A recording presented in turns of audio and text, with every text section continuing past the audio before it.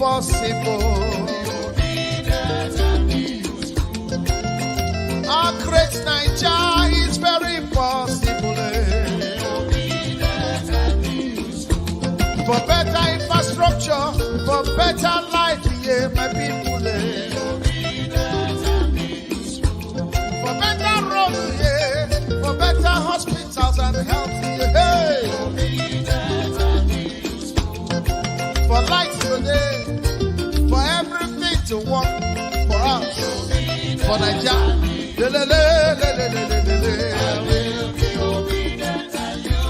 Yeah. No more hunger.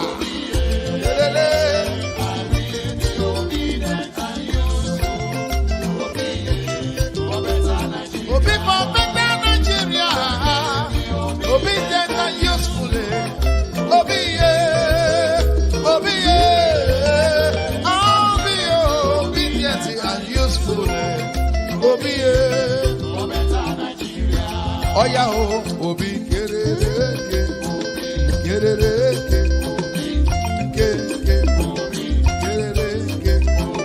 Hausa man, Yoruba man, Igbo man, Middle Belt, Niger Delta.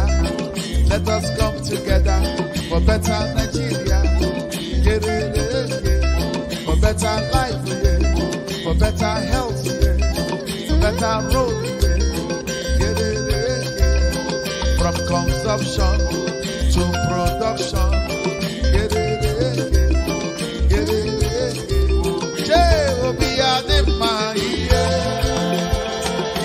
With that, but it's a preamble, okay?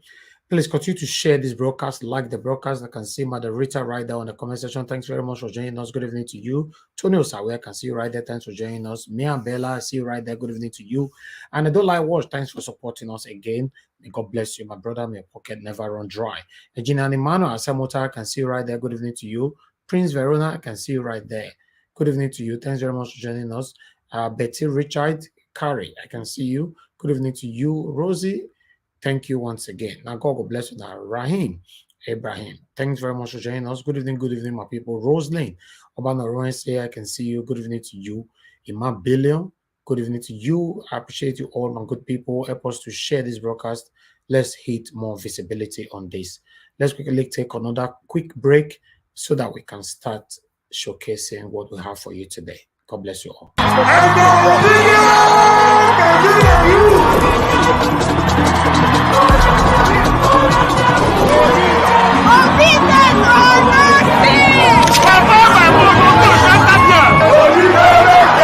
We the women in Nigeria.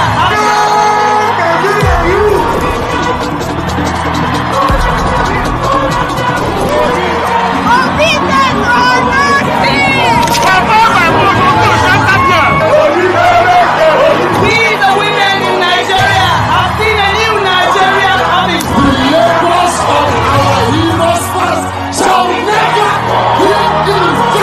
We are citizens. We are not slaves. The future of our youth is being studied. The generation that is not yet born, they are studying their future. That's not the Nigeria that every one of us wants. Enough is enough. And I tell you today, it is no longer business as usual. It is now business unusual. This evening is making a new Nigeria coming. The labors of our heroes past shall never be in vain. We are citizens. We are not slaves. The future of our youth is being studied.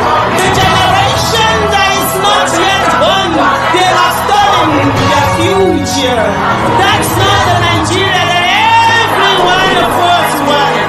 Enough is enough. And I tell you today, it is no longer business as usual. It is now business unusual. This evening is where they see people. Tell them whose way is coming. Culture of criminality, culture of non-fuel, culture of price increase, culture of electricity, culture of poverty. That is the culture we want to throw away. Let them know that no Nigerian is more stop the stealing and start the keeping. Travel through the world. Because we will not to kill the rise of the man. All right. Yes. We are back right now. Thank you very much, my people. I appreciate you all. So we need to start now. I have two panelists already with me here. Please use the link, join us, and let's talk about the things that's affecting us. I'm going to be starting now. I would like us to hear from. Let's start with Arise.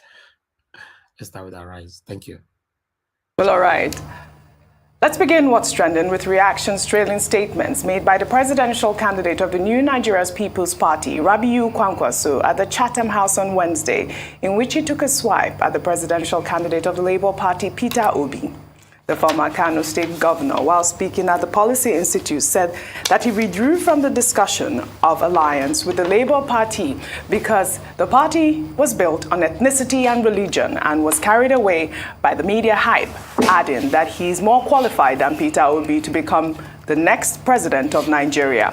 Citing his qualifications, the NNPP flag bearer also stated that he is ready for a discussion with any presidential candidate who has better qualifications than he does. Let's take a listen before we take some reactions. If you have a party which is based on ethnicity and religion, that's the difference between Labour Party and, of course, our party, which is a national party, New Nigeria People's Party. Let me say that I was one of those initially wanting to work together with Labour Party. But unfortunately, at that time, Labour Party was under very serious media hype, and therefore they could not see reason. And he's still not see. Okay, this man is talking about, his name is Kwankwaso. Kwankwaso, I don't understand, to be honest. Peter Obi was under media hype. Okay, and that's the same media hype that you don't have today. You wanted to work with Peter Obi, and I don't understand. Every obedience, including myself, we are celebrating today that our principal choose a running mate as dirty rather than you. We can't compare dirty with you, sir, with all due respect. And I don't know why you are focusing on Peter Obi.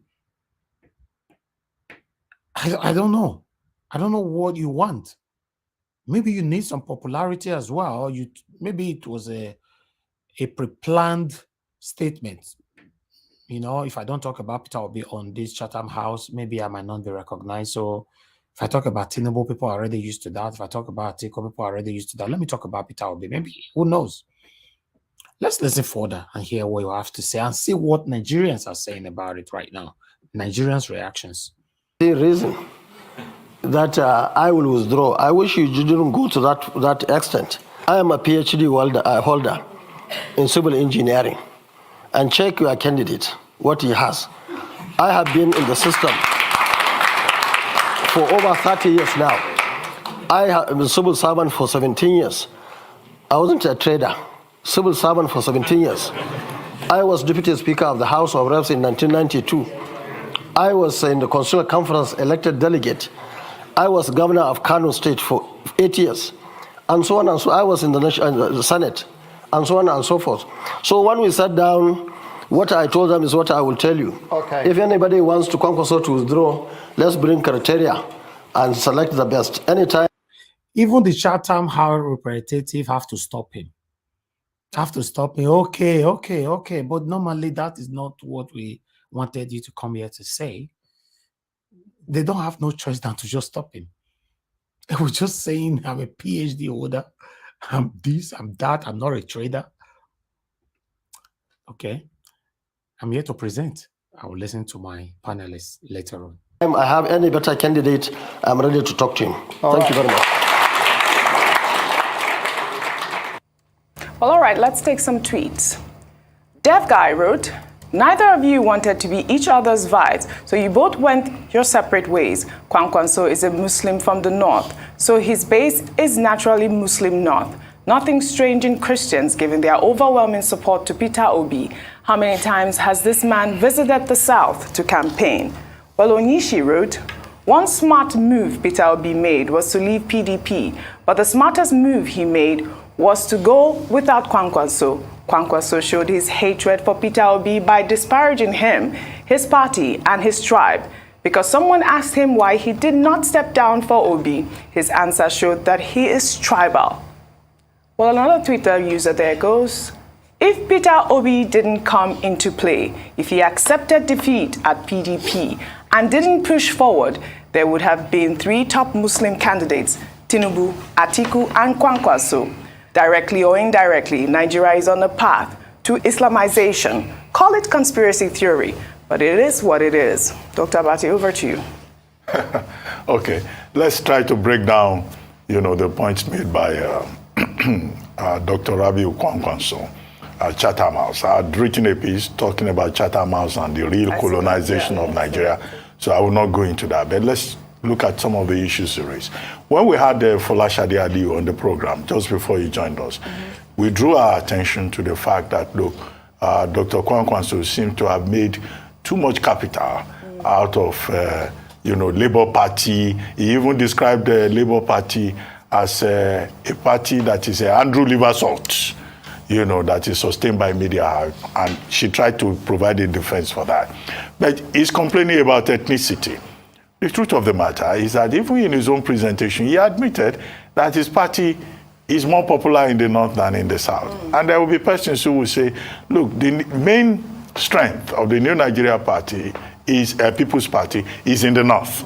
So if he says the Labour Party is strong, has some inroad in the southeast, this same argument can be made for his party. Now he said the Labour Party that he's a PhD holder in civil engineering, he's not a trader. Well, I don't think it's fair to put anybody down as a trader. I'll come to think about PhD. I don't know when Dr. Kwankwaso got his own PhD. I got mine 32 years ago, in 1990. But the argument about having a PhD conferring upon you leadership qualities is wrong. They tried it in Mexico between 1984 and maybe 1998. They had this set of, PhD economics. All of them, they have PhD either from Harvard or from Yale. Okay, and in economics, they became president one after the other. Salinas, Zedillo, and Golinas. These were PhD Harvard. No, they could not rescue Mexico. In fact, the PhD holders ran the country down. So you need something more than a PhD to be able to provide leadership. So Mr. Peter Obi was dismissed as a trader, and people say that a lot. But look, he's a university graduate. He's not just a university graduate, he's a very well-educated person. I've mentioned on this program before that this is a guy, who has been in some of the top universities abroad, developing himself. I was in the same class with him in Oxford, Said Business School, and he was an asset to the class. From there, he went to Harvard to go and do another course. From there, he went to Switzerland to do another course. So there's nothing wrong in being a trader. In fact, maybe, having trading skills, could even be an advantage. So I'm surprised. I have a lot to say, but I just can't wait to hear from my panelists. I'm really, really surprised this is coming from Kwankwaso. I don't know, because I can remember on this same platform, we've talked about Kwankwaso by saying that he's the only person that don't talk down on Peter Obi. It just looked like all of them are the same. All of them are jealous of Peter Obi. They don't want him to become the next president of Nigeria. So I believe they are, piling up their hatred, together to stop him. I don't know. Why would Kwankwaso travel all the way to United Kingdom to go talk about only Peter Obi? He didn't mention Tinubu. He didn't talk about Atiku. Peter Obi. It's strange. It's really, really strange. But let's move on with this. Thank you very much, my people. Please help us to share this broadcast. Let others know that we're right here. God bless you all. Well, we'll take another story. Pastor Tunde Bakare, the serving overseer of the Citadel Global Community Church, has been trending on social media after tackling critics who opposed his State of the Nation address on Sunday, January 15th. Bakare took a swipe at the presidential candidate of the All Progressives Congress, Bola Ahmed Tinubu, during a live broadcast, stating that Pastor Bakare or Prophet Bakare, this pastor, the way they deal with Tinubu, in fact, I like him. I really, really like him. Not everybody that can be bold to come out like this to speak. Although he was talking in riddles, you need to digest it. Let's listen to this. Politicians who practice the Emi Lokon kind of politics do not intend to serve the people. The Presidential Campaign Council of the All Progressives Congress, in responding to Bakare, said that a man who got 0 votes at a primary election deserves no serious attention and described him as a political paperweight. Well, Tunde Bakare hit back at the APC, asking why his utterances were given any thought if he was truly a political paperweight, further stating that maybe their alleged paperweight is too heavy for them to carry. I am prepared for vicious attacks from all and major presidential hopefuls and their agents who by now have concluded that I'm against them. One of such attacks came yesterday. Listen to what they wrote about the State of the Nation broadcast. I'm quoting them. A man who got 0 votes at primary election deserves no serious attention. Question, why did they then respond? A man who got 0 votes at primary election deserves no serious attention. He is a political paperweight whose utterances should not be given a serious thought. Can someone tell these people that scoring 0 in a primary election with one's true identity and integrity intact, as well as having original credentials from all well-known schools, primary, secondary, colleges, university, within and outside of this nation, is a veritable badge of honor, absolutely legit and unquestionable. Please tell them that in the words of Michel de Montaigne, there are some defeats more triumphant than victories. I love that. There are some defeats more triumphant than victory. Dr. Bati, Tunde Bakare is your friend, so... On that one, I'm going to stop you right there. If in case you want to listen to the analysis from Dr. Abati, you can go to our Rise and take it right there. Okay, let's quickly move on. Remember, the same APC, or rather PDP, all these guys have been doing everything possible to lie against our principal, Mr. Peter Obi. The Westerner, they came out to do fact check. Fact check means when you say something, they can check if you're saying the truth, or rather when you post a picture, any article, they can go extra miles. They have a device system, a software to detect what is true or lie. So I'd like us to watch this, how they saved, they did not just save our principal, Mr. Peter Obi, they saved all obedience all over the world. Let's watch this. Fake Kathleen Marshall Deborah is over by the Don't know the truth or fake. Kathleen Marshall Deborah is over by the big board, ready to go. Kathleen, good evening to you. Looking at Nigeria, where there's been a rise in fake news ahead of the presidential elections, which are scheduled for February. Tell us more. Indeed, Nigerians head to the polls in February, and before any election in any country, it's quite common for us to see a rise in fake news surrounding these elections, this time targeting Labour candidate Peter Obi, who has emerged as a top presidential contender in Nigeria. He is now, yeah, in case my other year, because I know certain people they watch me for your article. Top, they say top contender. Top contender, top. In fact, more quickly go, because the way Kenneth Okonkwo described Tinubu, that's why I be wanting to talk. So, but the tea, get the way they be for my mouth. But make I play Kenneth Okonkwo, a guy describe Tinubu, drug paro. But one thing I forbid is telling myself a lie. because to thine own self be true. There is nothing on the table for me to use to defend APC. Nothing. And that is why when both of them are talking, I don't know what both of them are still waiting in their parties. They should make a competition on who failed more. The competition between PDP and APC is who failed more, because both of them are failures. Well, respond to that. Do you know, the last time I heard him talk, he said he was blind, and now that it's obvious he's still blind, he's not seeing. In 1 minute. No. Right. Yes. The APC person, they hired a drug trafficker by the judgment of a court, and he has not resigned. Drug trafficker by the judgment of a court. Yeah. So now that part I they wait for. Because they try to learn how Kenneth they talk and make a talk like that. Top contender. Top. I never seen learner. You not go my the learner for life. I'm not worried. More, I'm not worried. I go practice them. How it drag them. Make I play that part again. Case you not the year. Some of them go pretend you know 1 year. Listen. Presidential contender in who has emerged as a top presidential contender in Nigeria.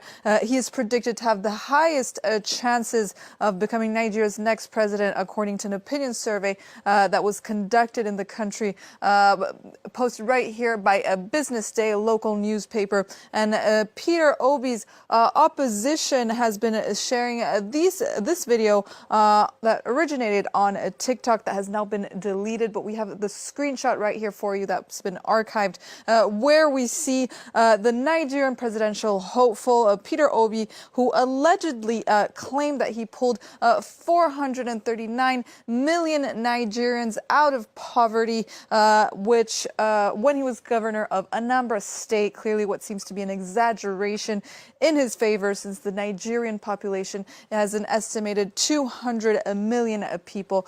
So this video right here has been widely shared online ever since. We have these posts, for example, on Twitter, where they claim, in his usual ways of making false claims and lying effortlessly, Peter Obi is here again claiming he pulled 439 million people out of poverty. This is your new order. And right here, another post as well. Peter Obi strikes again. Nigeria's population, fact-checking, allegedly is 200 million people. So where users claim that the Nigerian presidential candidate was caught lying. Mark? Where does this video originally come from, Catalina? Here is the full text or video of Peter Obi's original speech that was used on the fake claims on social media. Right here on this YouTube account, the speech belongs to an October 2022 Peter Obi speech that took place at the Rewa, a joint committee dedicated to fostering development in northern Nigeria. We have this speech right here for you, the original speech in the original speech in YouTube, where Peter Obi was actually speaking about China's adoption of a millennial development goal that helped lift 439 million citizens out of poverty in China. So this video right here that we see in TikTok, this video right here, he was referring to China in this speech, not to Nigeria. Mark? So do we conclude that Mr. Obi has been the victim of a very widely viewed setup? So let's hope that this has gone some way to setting things to rights. Truth or fake, Catalina, thank you very much indeed. Wow. Una see the way these people take go change Peter Obi's speech, change video, change everything for Nigerians to think that it was wrong with the statistic. Remember, there was a time they were saying Peter Obi is wrong with the statistic, especially Dino Milari coming on air to say statistics are wrong, is this, is that. See, if now me go do this analysis, go fact check everything out, they'll say I lie because they support Peter Obi, he can't hear the talk. Now Westerners now go extra mile, so don't worry. Now so God go to give all of now the public disgrace. Anyway, let's move on. Thank you very much, my people. I appreciate you. I'll continue to share this broadcast and let's take it from here. Meanwhile, Tinubu, you know, say Tinubu and the Festus Keyamo don't say make Atiku make a resign, or rather make the arrest him. You know, the court for his arrest. Now they don't do counter reply now. I would like to quickly listen to this one because make we see. The truth will always prevail at the end of the day. Tinubu has not only failed in this mission to tarnish the clean image of Atiku Abubakar, but in the process, he has exposed his own atrocities as the real Mr. SPV. Anyway, before this video continues, in case some of you that is watching us, if you are not too sure of what these people are fighting for, they are fighting for, in fact, they are actually competing for within themselves who the most corrupt candidates amongst between Atiku and Tinubu and APC and PDP who failed more. That's what they're fighting for right now.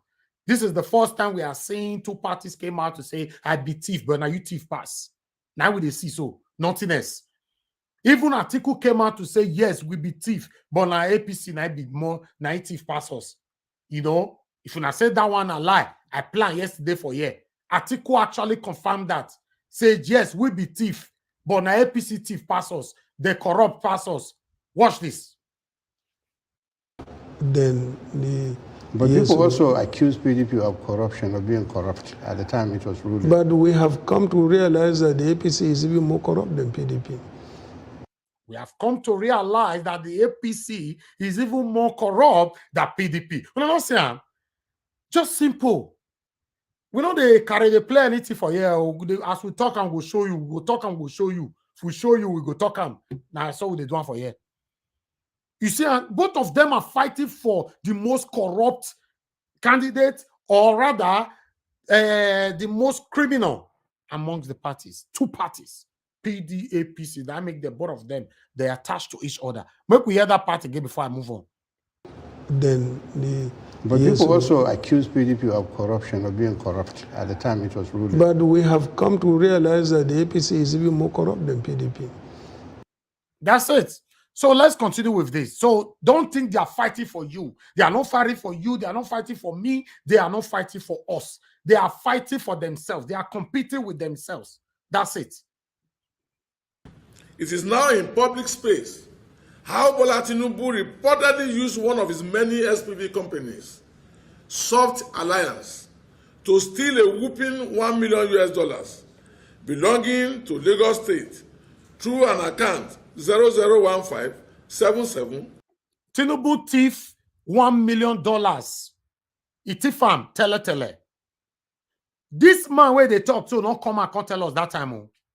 Mona remember, he know, he candidate Atiku know, and them know they hide them. They stay silent, right? Because they can't talk now, say Atiku be thief, he thief our money. And they can say, wait till we still know about him or go talk. You see, this una way they clamor for these people. Now, oh God. I pray may God make our power supersede now. More move on. Through an account 0015 to steal a whooping $1 million belonging to Lagos State through an account 0015778102 in a third-generation bank. Documents cited in one of the anti-corruption agencies reveals that Tinubu's SPV laundered over 20 billion, averaging $46.5 million in different currencies to several companies, including payment of $1 billion, meaning $2.3 million, to a company that is widely known to belong to him. Furthermore, Nigerians are still awaiting the APC presidential candidate explanation for his conviction and criminal forfeiture of $460,000 in a criminal case of trafficking in narcotics in the United States. All these $400 million. So, Ghana not come and tell us before. Why now? Why now?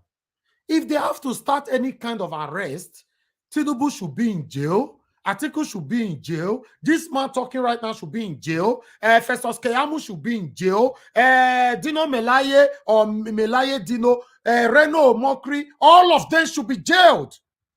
Any of them affiliated with any of this crime they are confessing, they should all be jailed. Only in a system that works.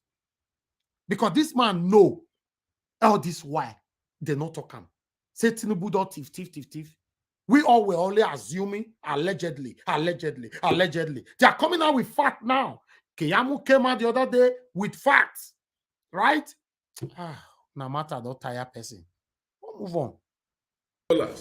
In a criminal case of trafficking in narcotics in the United States of America, for which under Section 137(1) subsection D of the 1999 Constitution as amended, he is not eligible to contest election in Nigeria. Unayeram. So now we see our people on that particular one. We are not going to stay here for long because we are going to have 2 segments today. I think this is the first segment. We'll come back for the next other one, which is going to be INEC. That is a very serious one because what we are hearing right now is that there's every possibility, even though what they are trying to say now, for a reason I don't know, they said it's part of the Constitution, even though, for example, I don't want to use my principal. I don't even know, okay, if somebody win, if he win, say he win the vote, he win the election, presidential election, you know, according to that Constitution, where you and I want to follow later after this first segment, the fisty say he no win. I never heard this one before. I believe we have more experts here on our panel who can lecture us on this later on. But meanwhile, let's talk on this, what we've presented so far. Thank you very much, my people, for joining us. I appreciate every one of you. Let's move on. Thank you. Please continue to share this broadcast. Help us to like. And the dollar sign is right there on the comment section. Click on it, support us, encourage us on what we do here. Thank you. Yes, my panelists, thank you very much for joining us. I appreciate every one of you. We have one more space in case you want to join us. Yes, I'm going to be starting with Machiavelli. Thank you very much, my brother. Thanks for joining us. Good evening to you. Talk to us. Thank you very much, Mr. Elvis, brother. Thank you to those on the panel. Good evening to those in the comment section and those concerned citizens who are around the globe. Today is another great day. I'll start from Peter Obi speech in Kaduna. I think that is a welcome development. If I look at it, what Obi has done, he has used what he has to try to make sure that he goes back to the base to bring what is called a proper electoral practice to Nigerians for them to understand that in giving the kind of democracy we have, and also as electorate or as citizens, what is needed for them to do. And when this movement came, he made Nigerians understand that the only weapon they have to achieve their objective is through their franchise. And it also made Nigerians understand how they are important in decision-making or the affairs of their country. I think this is what Obi has transformed the youth and the Nigerian society at large, both in diaspora and both back home. And everyone are now being politically inclined of what happens in our democratic process. I think that is one thing that really attracts me, and that is what I'm seeing that he's doing. Like I've always said, the fundamental structure is very important, and that is what he has captured, even from what the analysis that everyone has been saying, even to the West, how he was able to capture the fundamental structure of the Nigerian society. And I thank him for that. And if you go to the video of Tunde Bakare, this is the problem we're having. We have people who has the knowledge, but because of their selfish interest or what they think they can achieve in getting their goal, They left that aside. With the position they have, they couldn't lecture the Nigerians of how important it is. That is why they are having a kind of an embarrassment to themselves today, because they left the fundamental objective and were actually pursuing their goal. This guy is talking right now, but he forgot that before he used the 500 million to purchase the ticket, his congregation were there. There are half of his congregation that live below $1 a day. And now you use that source to want to get your own objective. You didn't get it now. You were in their clonings, benefiting from them, trying to use that structure to materialize your own goal. It didn't work for you. They become your enemy.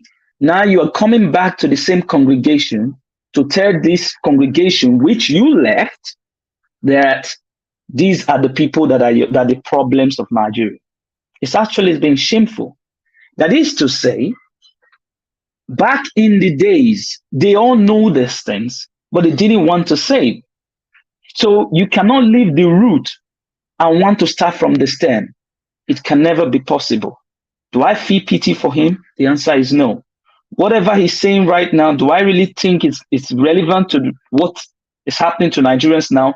The answer is never. Do I think that this guy is going to change from what they know and to what they are knowing now that can transform them to help us better the country? The answer is a never, never. Because these people are part of the problem in the society, and these are people who are trying to become our own heroes. And these are people who want to see them as people you can always, raise up to say, these are a kind of leaders I want to emulate. I believe on fundamental structure. They have failed, and I cannot believe these people when they are talking. I decided to join the Obi movement when I see what he's putting on ground, how his dynamics are working, and what are the policy he wants to put in the Nigerian space. That is what attracted me to him. And I looked at him, the way he approached governance is very, very democratic and very, very friendly, and a nation welcoming and a nation building. Everybody inclusive. And you can tell that from his speech. That is what I want. I think Nigerians should emulate rather than using emotions. I think that is the fundamental thing they have done. And looking at what the APC and the PDP are saying, it is very clear now that Nigerians, that your fundamental structure was never given to you. They start from the stem. They leave the base. And these are being the problem. This guy reading the script for you and saying million, million, million. Do they actually tell you the truth? The answer was no. Because when they were enjoying that dividend, they forgot you, thinking that you were going to be slave forever and you are going to be blind forever. Why is it now that you are not bringing it when the election is just 30 days, less than 30 days ahead? Why haven't you taken, and is the Nigerian society now the security apparatus in the state or the judicial system or the justice department that is going to take up a case like this? No, you are reporting to us to do what? This case has been lying there for decades. You didn't investigate it. But now that somebody has found the foundation and has not dig it and told you, no, we must put the blocks here instead of just going to the roof to say, let us start nailing the roof. And now you find out, oh, we forgot that we didn't put the block. Some people stole the block before. We didn't dig the hole like this. Somebody now, it doesn't work, my brothers.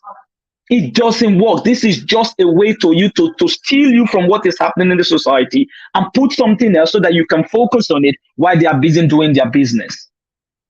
The election is just around the corner. Somebody is not telling me, apart from the Labour Party, which I was very happy the other day he went to Chatham House. I don't listen to whatever Kwankwaso or this thing is saying. I am thinking of somebody who is to demonstrate what we have to do with the 77 trillion naira ahead of us. Because any administration that is going to take up on this Buhari's administration, this is what you are going to inherit. How are you going to deal with it? It was the Labour Party who went to the Chatham House to give an illustration on how they are going to move the nation forward. And for that, I can assure myself, like, okay, we can breathe. From all the political parties I have seen, they have not even said any word regarding that issue. We should not be carried away by the hallelujah or whatever the sentiment is. It is knowing what the future lies ahead of us. Because these people will not want to address it. Tinubu and Atiku are fighting over who is best in corruption. I'm not going to talk about it because that is not the subject matter for Nigeria that matters right now. What matters to Nigeria right now is to take back the economy with what is happening. Look at our interest rate is higher. Our education sector is falling. Our health sector is falling. We have a deficit of about 77 trillion naira to do, and a lot of our workforce are leaving the country. What are we doing about it? So I should not be based on sentiment. So to Kwankwaso, you see, when I look at Kwankwaso and look at Obi, they are two different people. Because the difference is that when I listen to Kwankwaso and his base, it keeps reminding me, because I remember before the advent of Obi, when Buba Galadima came on and was speaking on one of the programs we're having like this, he spoke about how the North is going to be the superpower of Nigeria. He was all speaking about the North, how they have tried this and they have tried that. If they tried this, it never worked. So he believed on Kwankwaso. He has been believing on the North. That is a tribal thing that he has always enveloped in his own statement. And Buba Galadima knows that. And he is one of the spokesmen of the NNPP. So when they say they have a base in the North, I am not really surprised, because that is what they have been building. But it caught them unaware that, like I said, a smaller party will come and change the political dynamics of Nigeria. And that was what made Buba Galadima hard, because they never saw it coming. But from what I can see, I can project, before the advent of Obi, I knew something was going to happen like this. And I'm not surprised it's happening. But I'm very happy that all Nigerians will understand what I have been talking about, the fundamental structure, the foundation. Now, what am I trying to say? Is Kwankwaso is saying, I am best more qualified. Okay, I have PhD. I was once a this. I was once a Minister of Defense. I was once a that. Thank you. Comparing yourself. Oh, you can't compare me to a trader. Thank you very much. But a trader is the one talking about the economy. A trader is the one talking about how to move the 200 million Nigerians from consumption to production. A trader is the one setting the goal for a Nigerian to have a space in the international community. What have you done? You were the defense minister. What has it improved in Nigeria today? It has never improved anything. Rather than what you guys have done is to weaponize your grant and to make sure that the power stays within your own clonings, so that you can use that to ginger your base. And this is what you're doing. You cannot say because you have a PhD holder, but let's take the part here, Mr. Kwankwaso. When you went into the university, what was your cutoff mark for JAM compared to those in the South? So you want to tell us that Nigeria is united when you have a common a constitution that guides everybody, when the rule of law is not, happening in the country. If the rule of law was actually happening, if it's 250 to get into the university in the South, it should be 250 to get into the university in the North. Don't pretend you don't know this. If you want to say this as a fact, I will challenge you. You guys should come on the debate. Let's prove it to Nigerians. It's not about facts now. You're talking about, ethnicity. Let us face the ethnicity now. I am not a tribal bigot. I believe that whoever is competent to rule Nigeria and to make Nigerians understand that the 200 million Nigerians, we can actually pick up some very well-meaning and educated, talented Nigerians who are scattered around the globe that will make the economy a most prosperous one. If we want to look at those tribal sides, Nigeria is ruled by three major ethnic groups. But if you look at what is happening in the Nigerian a pyramid of power, it has always been two-sided. So there is no fairness to the other one. But When you go out to the international, you always represent these three major ethnic groups. But where is the last one? You have always sidelined these people because you believe that these people is going to put the country in flame. So this is where it is here. For me, I don't believe that any Nigerian should be left aside. And that is why I will stick to whatever I said about democracy. Democracy is about negotiating with anybody you disagree with. It's about talking to them and knowing what they intend to do. If it matches you, then you can also have a kind of dialogue. And that is what Obama said. There is no democracy without dialogue. If you want to inflate democracy and put it in a kind of an anarchy or oligarchy, you can have your say by yourself and judge it by yourself. But I believe that Nigeria can prosper if we all put heads together to educate ourselves of a better goal of going back to the foundation to make it grown and suit every Nigerian for a better Nigerian for themselves and for the better country for their children to come.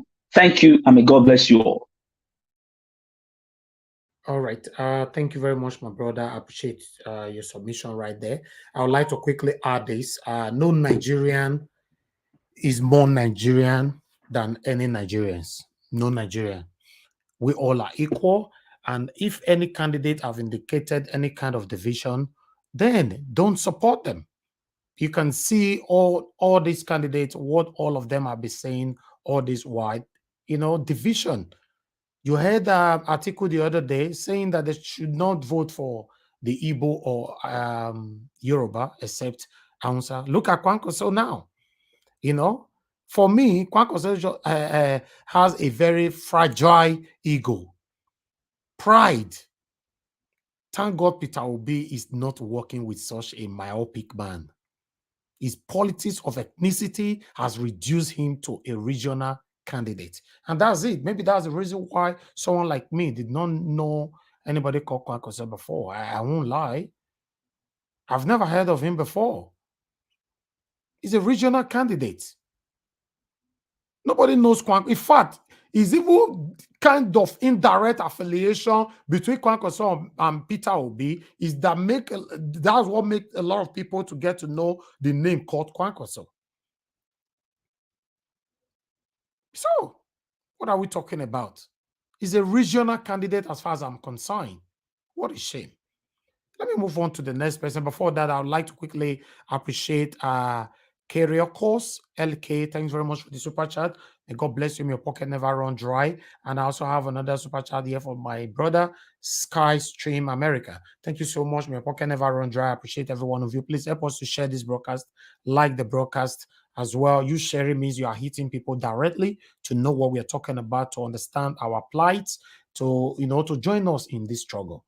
But liking also means the same thing, similar way, but in a different way. It means that YouTube will recommend, suggest this particular video for others later. What that means is that my voice, your comments, my callers, everybody will be heard by others. So please like and share this broadcast. God bless every one of you. I'd like Mr. Collins to talk to us. Mr. Collins, good evening to you. Talk to us in 5 minutes. Yeah, good evening, Mr. Niger Watch. Good morning from here. Good morning to my brothers. Good morning to my lovely sisters here. And the listeners as well. Yesterday, I slept off yesterday, so I couldn't be able to, when you guys was talking about the Mecca issues, I really wanted to contribute on that issue, but I slept off. I didn't know. So when I wake up, the program already ended. You understand? So about that yesterday, because I still want to say something, because we are not going to have Mecca yet till after. Yeah, I know. After because 25th of next month. the video you just played concerning, because that news outlet from France, they just display what is happening in Nigeria, because people like Mecca is the people that keep APC and PDP keep using, try to distract people's attention or people's idea on what they want to do. But thank God that you guys take a bold step yesterday, because we don't want to waste time. This is 36 days now, so we don't need anybody to come here and distract us on our focus or try to inject any bad vibe or any negative thought. So that was the best decision I ever make, as you guys make yesterday, because those people are here to distract people, trying to instigate or something that we don't want to hear. So thank God that those anything issue about Emeka ended that yesterday. So, and moving forward, concerning what we've been talking about, it's boring that we keep talking about APC and PDP, just that we find ourselves in a country that is no rules and there is no law. Because if there is a law, I don't think that APC and PDP have any right to contest in election, because they have proven they have proven to Nigeria citizens that they are not capable of running Nigeria. They are not capable in running Nigeria in every way, because those people, if INEC is doing their diligent work, if they are doing the work they call themselves INEC, and the EFCC and the DSS and whatever they call themselves in Nigeria, even the court, APC and PDP shouldn't be contesting for this election, because they have at least provided evidence for INEC. They have PDP have provided evidence for INEC. APC have provided evidence for INEC for disqualifying two of them, because they are not capable of running the election, because these people keep calling about corruption, and they also have the whole evidence between two of them. At least in moving forward, I don't think APC and PDP should be running for election if it's a country that is functioning very well. But we know where we find ourselves, and that is why we try to change this idea. That is why we want to bring at least a light in Nigeria, because I think it's darkness that is ruling that country. That is why we want to bring light, so that people will see light. Because when people begin to see reality, they will begin to see the reality. They begin to know the right thing to do. Because people have been deceived for a long time. For more than 60 years, people have been deceiving in Nigeria. They've been living in darkness, So I think moving forward, there's a lot of things that need to change in Nigeria. We keep talking about it, and that is why people are crying out and yelling for Peter Obi to come in. We're not saying Peter Obi is going to change Nigeria within 4 years, even 8, no. But it's coming to establish that foundation moving forward. Even if left for me alone, I would say let people in abroad be deciding the fate of Nigeria. But if you talk about people in abroad to decide the fate of Nigeria, now you ask yourself, there are still people in abroad who is also campaigning for PDP and APC. That to show you that the problem is everywhere. The problem of Nigeria is everywhere. It's just something that is in us. I don't know if this is natural. Because if somebody in abroad can still be campaigning for APC, you now ask yourself, what thing that happen? If like say this virus will enter abroad, the virus is all over the whole country. So that is what we are calling for people to be. When you come in, let's try to change the whole thing. Like the first speaker said here, they are not even talking about the issue that are affecting Nigeria, the inflation. Look at the health sector, look at the education, look at the economy, look at the insecurity that Nigeria. Somebody like Kwankwaso left to Nigeria. You left to Nigeria to UK, or you spend all your time talking about Peter Obi. You don't even have a time to tell the world what you want to do for them, because you have spent almost 30 minutes talking about Peter Obi. That is what all the whole research you made, everything you made, planning for this week's speak, you just went there to talk about Peter Obi. And when they do those things, people think maybe they don't know what they're doing. They know what they're doing, because they don't have anything to say. So because they don't have anything to say, they try to find something that they will use so that they will wallow their time. So that when we keep talking about that, their time will just pass. Watch what Atiku is going to do next time. Atiku is coming there to also say the same thing Kwankwaso did. Tinubu went there, couldn't even tell Nigeria what they're going to do. They end up dancing. But look at Peter Obi went there and changed the whole thing. Peter Obi went there. Sky News, you know what it means? Sky News carried everything. Today, they carried the whole day about Peter Obi News. Because there is a light, he threw some light in some issues that are affecting Nigeria. Because the world are listening, people are listening. But we care about it. We think that people the world are not listening. People are listening because investors wants to come to Nigeria. So if I want to invest my money in Nigeria, I want to know what they did, how the outcome of this election is going to be. I want to know what their party is talking about, what their leaders is talking about.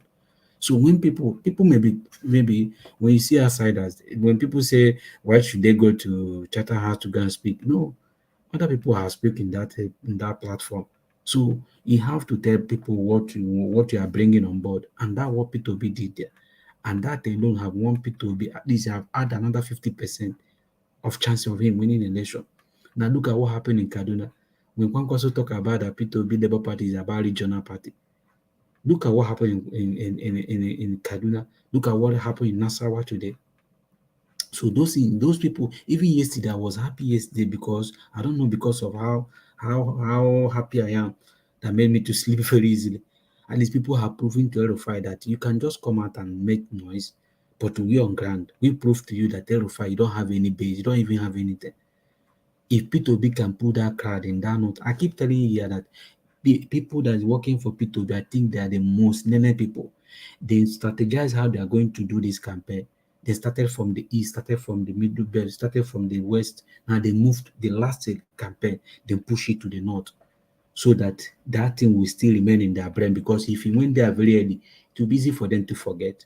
So you just have to go there even at this dying time, so that it will remain in their brain. So the campaign strategy is working very well. It's working perfectly. So look at today. Now Peter Obi is going to speak in AY show today. Watch how people are going to listen in that show. People are going to, because they want to hear, they want to listen to what Peter Obi is going to say. They don't know the reason why Peter Obi keep trending, because people really want to hear from their leader. Because for past 80 years, do you know, since Jonathan left office, we've never been hearing from our leader. For past 8 years, Nigeria haven't been able to have the opportunity to hear from their leader. This is the first time somebody is speaking to them, somebody is interacting to them. So that is one thing that is winning vote for Peter Obi, because people want to hear their leader speaking. Because if your leader is not speaking, how can you be able to know how the country is moving forward? I remember when I was very little, every night my dad would tune news, 4 o'clock news, 8 o'clock news, because he's a civil servant. He wants to know what is going on in the country. Because if you don't listen to news, how can you be able to find out what is going on as a civil servant? So people want to listen to what Peter Obi is preaching, and that is what Peter Obi is winning vote. So when people like Kwankwaso keep deceiving themselves, you call yourself as an engineer. I don't know where Kwankwaso get that PhD. Even Kwankwaso wanted to ride on the popularity of Peter Obi.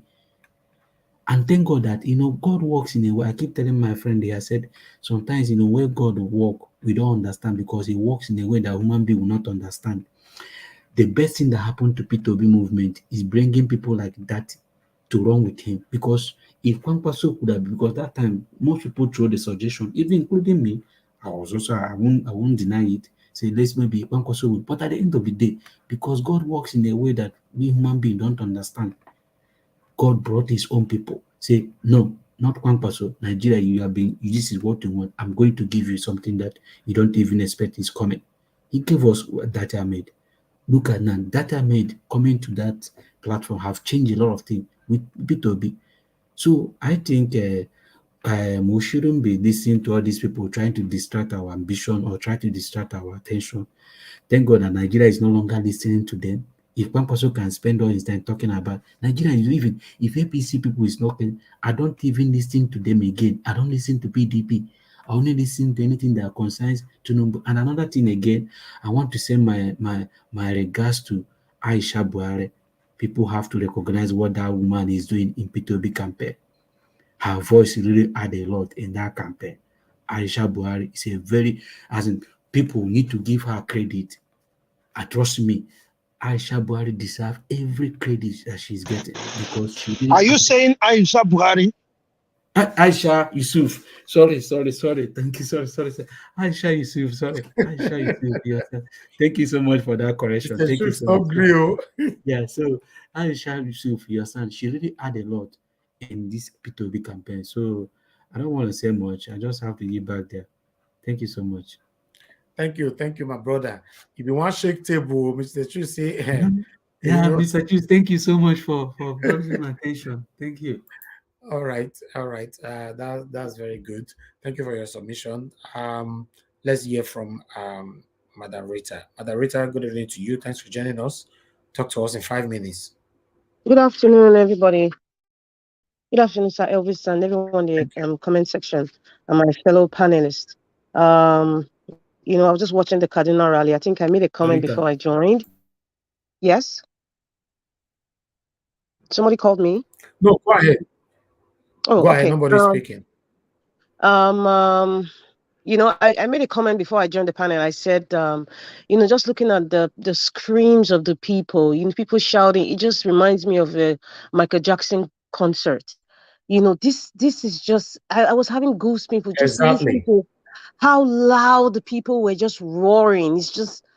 It's amazing. In fact, watching from the TV, I feel overwhelmed. I can't even imagine how Peter Obi and his team were feeling on that stage live. I guess by now they are used to it because from state to state, from stage to Exactly. stage, they are used to that roar. It's amazing. It's overwhelming, and it just gives you that hope that yes, this is genuine. This is how it ought to be. There is hope for Nigeria. If we can get this kind of authentic, organic crowd, then Nigeria, I mean, we have a stake in the scheme of things when it comes to great countries. It just gives you hope, and I am so happy, the way things are going so far. And there's still more to be done by all of us, not just Peter Obi's team, all of us. In fact, I think we are also part of the team because we coming up here every day talking, sensitizing the people and trying to convince people why he's the best person for Nigeria right now. I think we are also doing Of something course. too, and Of we course. should still do more back Yeah. home, especially those of us who are not opportune to be back in Nigeria right now. There's a lot you should do. There's a lot we can do. It's not just watching these screams or these crowds of people. You can ask yourself, what am I doing? How am I also helping, the team of Peter Obi? How? So I'm very, very proud of everyone. I'm proud of Nigeria Watch. I'm proud of everybody who stands for the truth, inclusivity, and justice. I am so proud. As per the one that came to show us how starched his agbada is at Chatham House, who calls himself a Kwankwan something. um you know he just came there to complain. He came to be braggadocious. He came there for over nothing.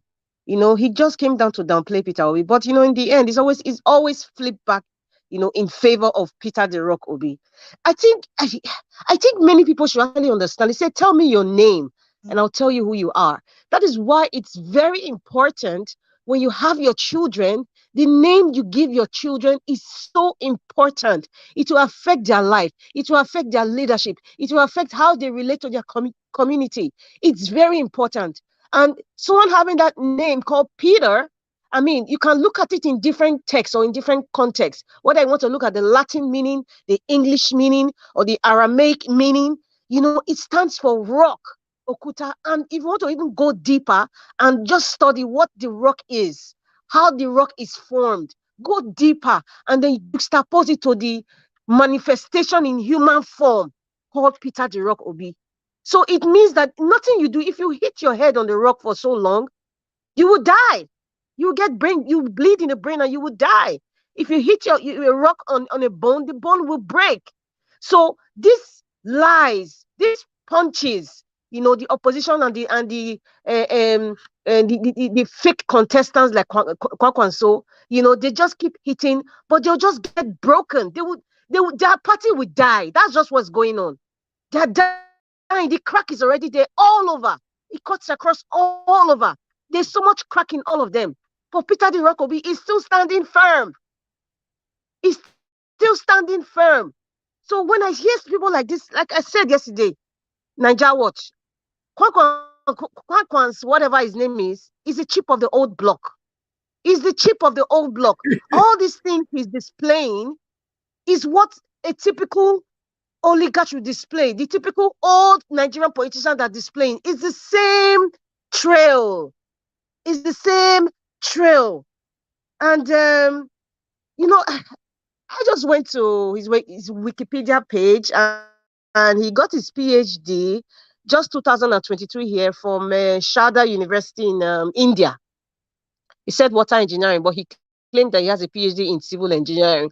Perhaps those of you who are engineers, I wish Engineer Ken was here. Maybe, I haven't really done the research. Maybe water engineering is a kind of branch of civil engineering. But I also have a question, when to ask Mr. Kwankwan something that in all of your so-called experiences, it's shocking that I haven't seen anything that says you own a company that reflects your forte. I haven't seen anything. I haven't seen any company he owns. I haven't seen any other parts of Nigeria where you have felt his presence or his technical know-how. Nothing. Zilch. So that's why I say he's a chip of the old block. His career so far has been politics. From APC to PDP, and he was frustrated out, and he decided to form whatever party he belongs to. I don't even care to know the name of the party. So when somebody like this just comes out and just say, I'm a PhD holder and you're a trader, it just shows how uneducated that you are. It just shows it. And it's kind of comical for somebody that claims to be a PhD holder to use that as a yardstick of qualification. Listen, being the president of anything, whether you're a president or a CEO or a chairman, there are some qualities that makes you who you are, that makes you earn that position. Nigeria Watch is the CEO of Nigeria Watch. I don't want to go too high. Let me just go low, Nigeria Watch level now. Nigeria Watch is the CEO of Nigeria Watch. It's not because he went to Cambridge or because he's a handsome guy, because he's wearing a very nice face cap or nice glasses, or he can speak correct English, or he can speak Bini or any other language. No, there are characteristics that is required for leadership, for true leadership. In some cases, when you talk about education, I think most times we kind of always want to refer education to the Western style of education. Our forefathers that built the moat in Benin Kingdom, they didn't have any form of Western education, but definitely they had wise and experienced men who understood the soil, who understood what it is when you are digging, where you should dig, how the topography is called experience. They didn't go to the Western education. So we should be careful when we use such words as I'm educated, I'm a PhD holder. I just brought back the great moat of Benin Kingdom. The English people, when they didn't exist as far as Benin Kingdom was concerned, until the Portuguese came. They probably never even saw a white person. So where did they get that knowledge from? The Egyptians that built the Sphinx and all that, there was nothing like Western education that many people used to allude to themselves as if they are something. But in essence, they are empty. It's Zagodo. So when someone like, that's Mr. K, comes out and say, I am a PhD holder, you are a trader. I'm sorry to say, Nigeria Watch, he looks stupid for an old man like that. It's a shame. Because that is all he can offer. That's all he can offer to Nigerians. That's why I use the word, he's empty. Because it's foolish to use that as a prop to say I'm better than you. No, you're not better. Mr. K, you're not better than Peter the Rock Obi. You're not better in all ramifications. You are not. You are not better. Your PhD from India, you can't compare that with Yale. If you bring a PhD holder from Yale University or Harvard University, place it on the table, and bring a PhD holder from Shada University, we all know who the employer is going to pick. And we all know how the person from Yale or Harvard will present themselves. There's a difference, and that's why they're called Ivy League schools. They're not just called that they're called Ivy League schools. For crying out loud, Mr. K, enter house before people like me start using words that you won't even believe with all your PhD. It will not, in fact, I'm telling you, it will not work for you. Enter house, Mr. K.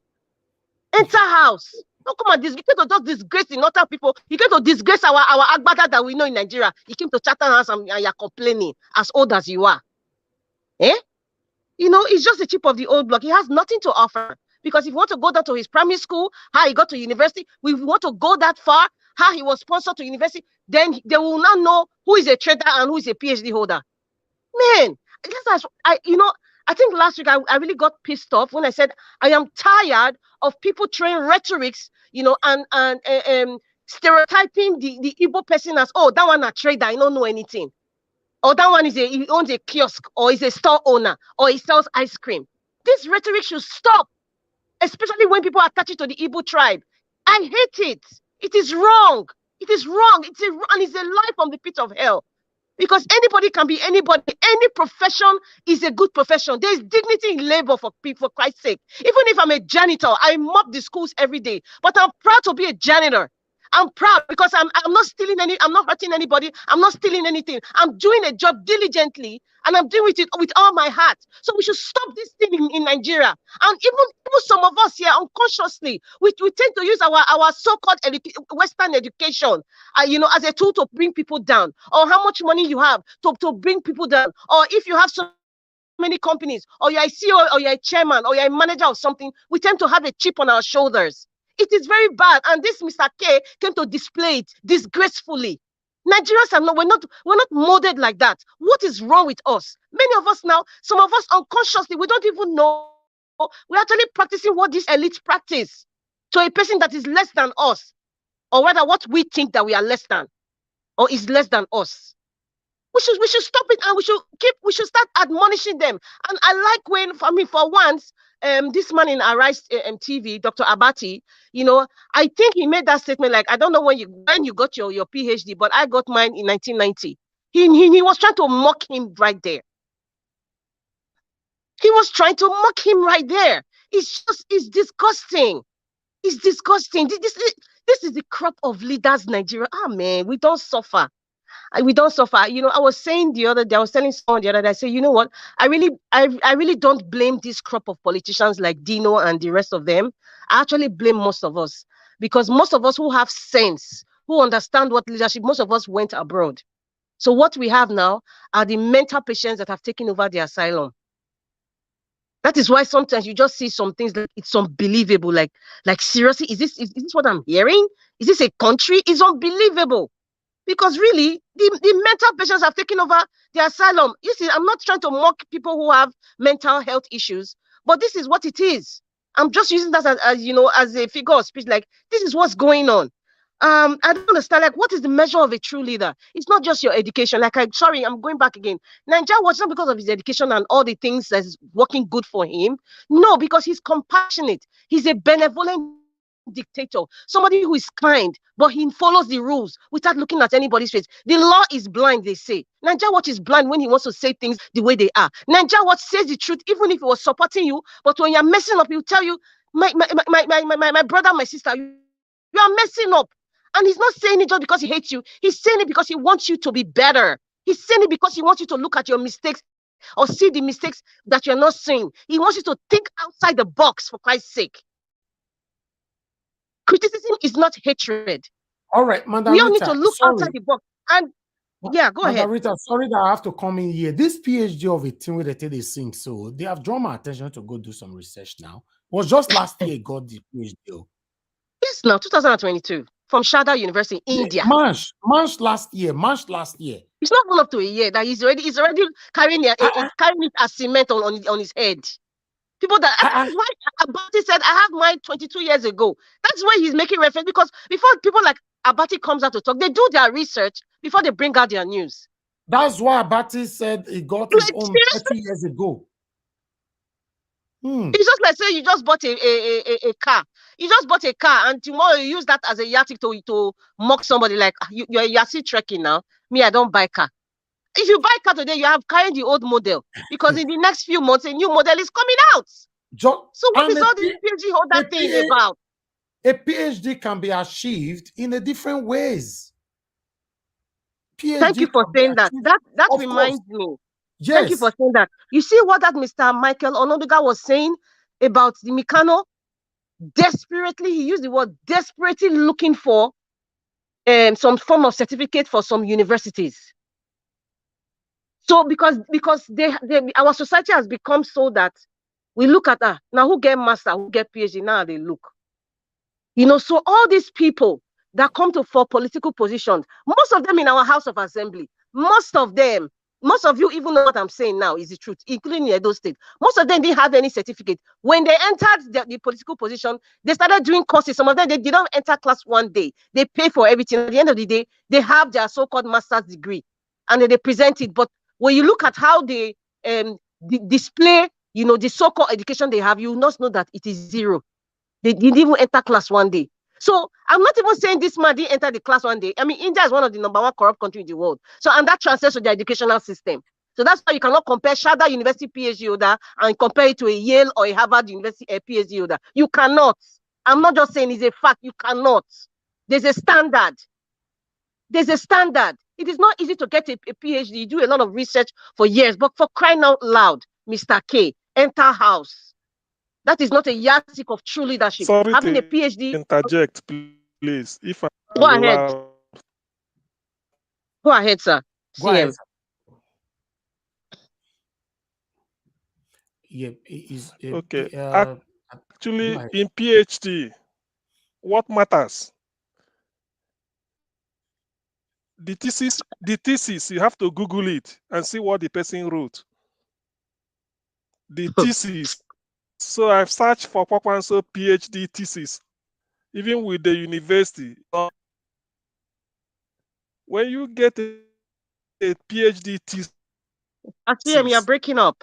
You're breaking up, Asiem. Thing you did, what people are looking for is the public. Do you have any contribution you make to any original?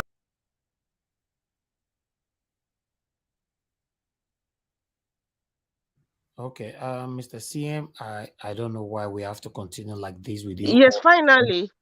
Yes. Yeah. Sorry. Anyway, finally, on the late the part of the the international news media talking about the fake news about Peter Obi, it's the same thing that the Reno Mercury does. He brings out and just to create traffic, goes to Twitter or he goes to one of these social media and just make a fool of himself. FFK does the same thing. They're all doing the same thing. I think I mentioned it last year. Someone told me allegedly that Agbado has placed 150. I repeat, 150 billion naira on just media. And that transcends to these kinds of fake news, these kinds of viral news that they just spread with proxy names, proxy URLs, proxy websites. It's just like that guy that came. Is it Ajiboye that came to Chatham House? That was fidgeting, asking Peter Obi question. Yeah. If we went to social media, there's no name like that alludes to the man that we see there. He probably and some of them, they will even come to Nigeria with fake name. They come here with some proxy names. So that same also applies, to people like, FFK, Reno, and that Ajiboye. That's the game. And people are being paid to do that. People are being paid to do that. My name is Rita Adams. It's not a fake name. It's my real name. It's my real name. So it just shows that the person that you support is a reflection of who you are as a person in all ramifications. The person you support is a reflection of who you are as a person in every ramifications of life. So you see all these surrogates going around, PhD holder, master, senator, House of Rep, mommies, daddies, and brother, sister, and even some people that come here with proxy names. Whoever they're supporting, it shows you the reflection of who they really are as a person in every area of their life. They're not honest. They're fake. They support something that is evil. They're very schemish. That they can never, ever be fair. They can never, ever be honest. They can never, ever, ever stand for the truth. I mean, if you join something ignorantly and you don't know the facts, and then when you eventually find out, you're like, oh, no, this is what I stand for. This is my principle of life. And then you stand for the right thing. It shows you're just telling me who you are. That's why I said it the other day. I said, I respect Nigeria Watch a lot, as much as some other panelists and some other people, because no matter what, they're standing like a rock. They have principles. And that principle also, if you check it, it reflects on something that is good, something that is not evil, something that is truth. I keep saying it, truth is God, and God is truth. You cannot run away from it. It's just like the sun. You can only cover up for a while, but it will always come out. So if you're supporting Agbado and Mikano, it's a reflection of who you are as a person in all ramifications of life. Thank you. And one more thing, Nigeria Watch, before I forget. I keep saying that the man that's the head of the AAC, I don't want to call his name. Some people say, oh, let them put him when Peter Obi wins, EFCC, blah blah blah, and some other times some people were saying let this Mr. K join, Peter Obi and merge. I vehemently disagreed because these people are showing exactly who they are.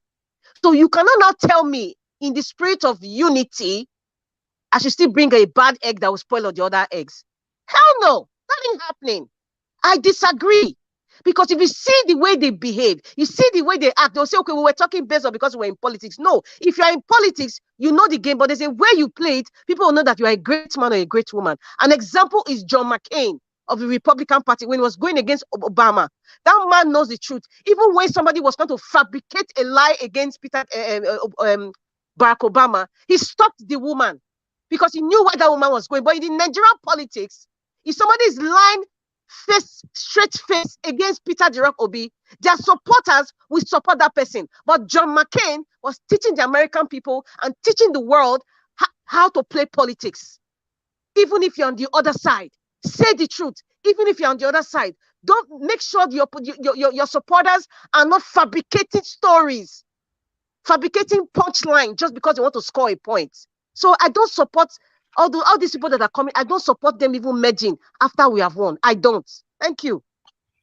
All right. Madam Rita, that's why some people come here to lecture us the difference between politics and governance. Exactly.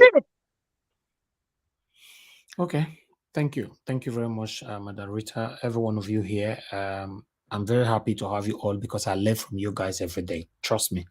There are some things I don't know. When you talk about it, I quickly start doing my own research. I'm happy you guys brought this PhD of a thing that's beginning to give a lot of us a headache. So I have to quickly do a research about it.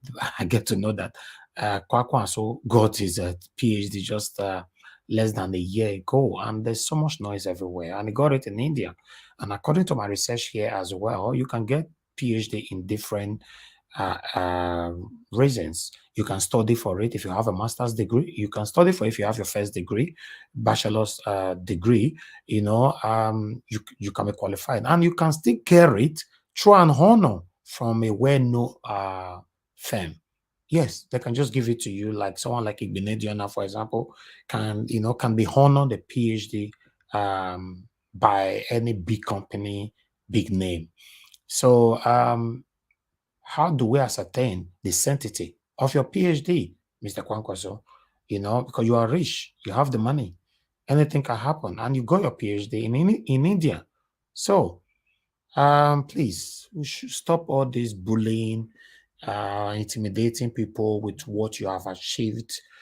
Trust me, none of us is gonna go with anything. We came with nothing, we are going with nothing. So Peter Obi is a trader, we love him like that. He's staging, we love him. In fact, he's the best. He was staging to that extent that he did not assign any questions at Chatham House. You should leave him like that. Just talk about yourself and leave Peter Obi alone. Can you travel all the way from Nigeria to Chatham House and be talking about Peter Obi? Talk about yourself. Tell Nigerians why they should vote for you. Tell Nigerians what you want to do for them. Stop talking about Peter Obi. Who came out the other day, I won't mention, it's a disgrace for me to mention Peter Obi. Now Peter Obi now until they sing. Anyway, by the special grace of God, we're going to go get the shock on the 25th of February. Let me move on to the next person. Thank you very much. Yes, Connor, thanks for joining us. Good evening to you, madam. Talk to us. Hello, yes. Greetings, everyone. So my name is Omoye, and I'm a trader. I trade as a profession. That's my profession. So hashtag myself na trader. So having said that, Sister Rita, I be no make you stop. Omo, you don't go kill me. Na true, na myself na trader. Hashtag from henceforth, Mona they call me Omoye the trader. I love that title. Sister Rita, I be no make you stop. You were dropping gems after gems. I know make you stop. Hey God, see knowledge. You give history, you enter. Hey. Well, you know our country, you know our people. All this Iberaga, Buga, I am professor. I am PhD. You never see where people go write title. They go write like 15. After they put their name, Mr. Elvis, they'll come put comma, Niger Watch controller or founder, comma, they'll come put PhD, comma, they'll come put FSC. I don't know what the names of some of those acronyms mean. You'll see one person name if you get like 16. Right? And if they go to any type of social event or gathering, they do not accord them, let's say they can't get chief on top of them. Hey, you now not mention the chief. You have offended them. They feel come up for that social gathering. This is how our society has bastardized getting an education, forgetting that it takes a lot of work to get there. It's not beans to get a 4-year degree. If you really are doing it correctly, it's not easy. It's not easy to wake up every morning and read. So most of these things, it's a terrible habit that the few that have been able to, one way or the other, whether by error or by chance, have been able to get this, they won't call you and they lord them over each other. Right? What did Kwankwaso go do for Chatham House? It's not a shock. To be honest, it's not a shock because it's typical of most of these people that are educated illiterates. They always put their title first, and there's always a sense of arrogance. It's so intoxicating. Before they take a step, they want you to acknowledge them first as whatever it is that they have. Forgetting that titles don't make you smart, doesn't make you wise. My own grandmother is smarter than me 50, 100 billion times over. My own mother is smarter. They may not have the same education that I have, but they've built homes. Some of them have built communities on their backs.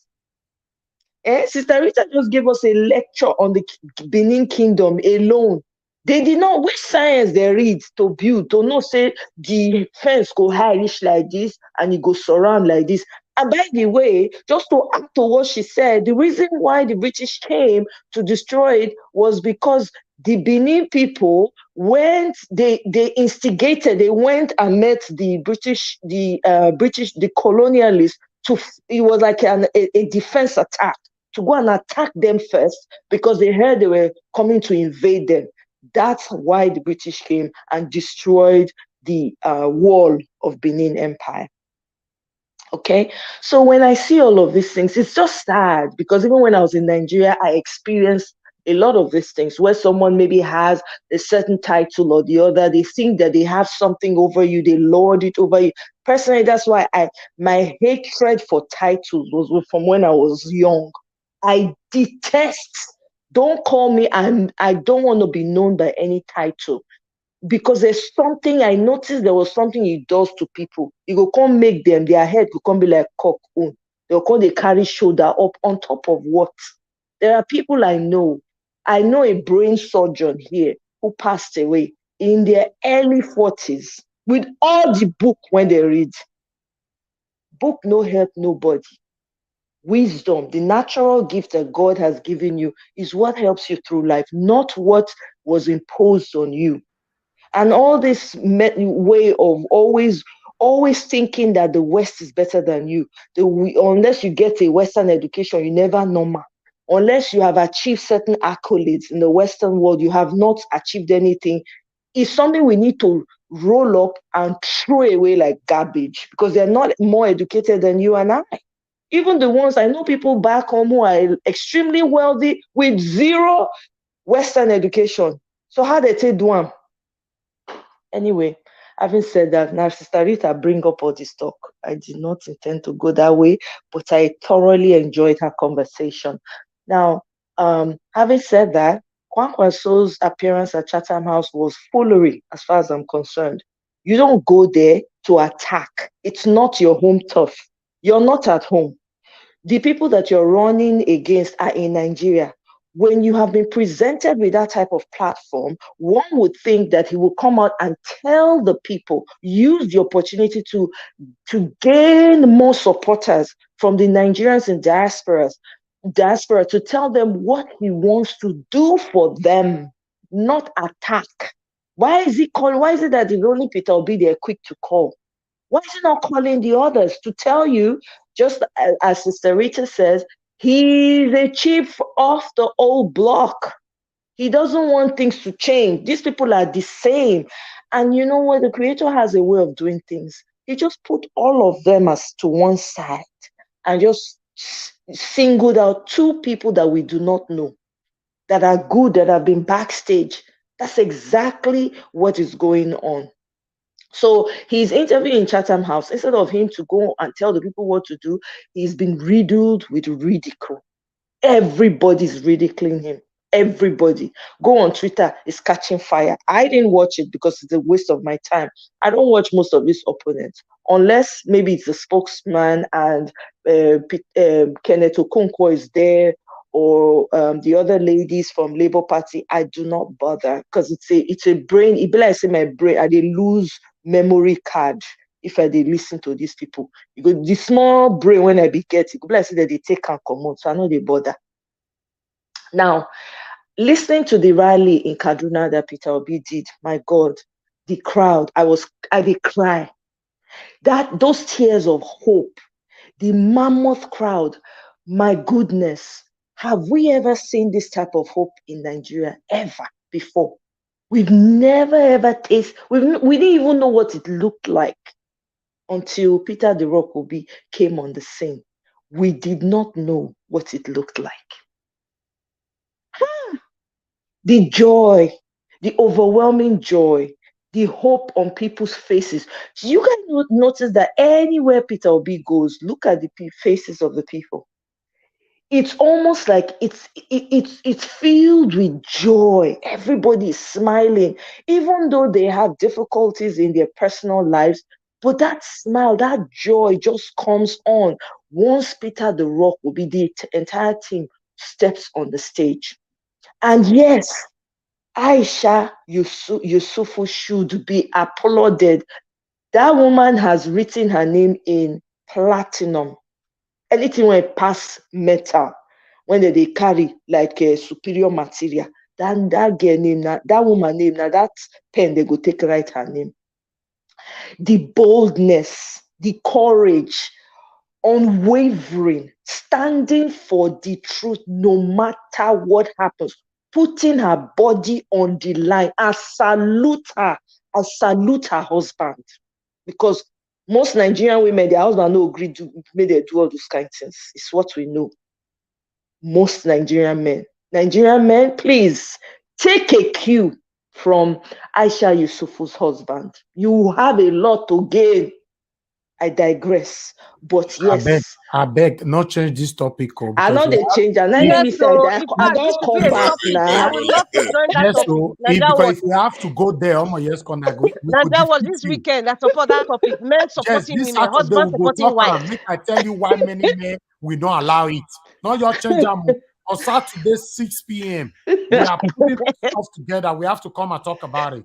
Yes, I will come for that one. You know why I know will come for that Saturday? I go verse all of now, all the men for the panel plus. I go make una blood boil. We get packages we want to talk about on Saturday 6 p.m. Let's talk about this. No, y'all go there. No blame me. No make me verse. Are you off this? I'll off this thing just. So I go carry forward now. You leave that here. But you say you never tell me. I go just move the panel forward. You know, because more lawyers go there, but round up, most. Okay. Okay. All right. No wahala. So for me, I'm very happy with our candidate. Anything he does gives me so much joy. I'm very pleased with Peter the Rock Obi. I'm very pleased with Ahmed Dati. Lovely wives they have. Oh my goodness.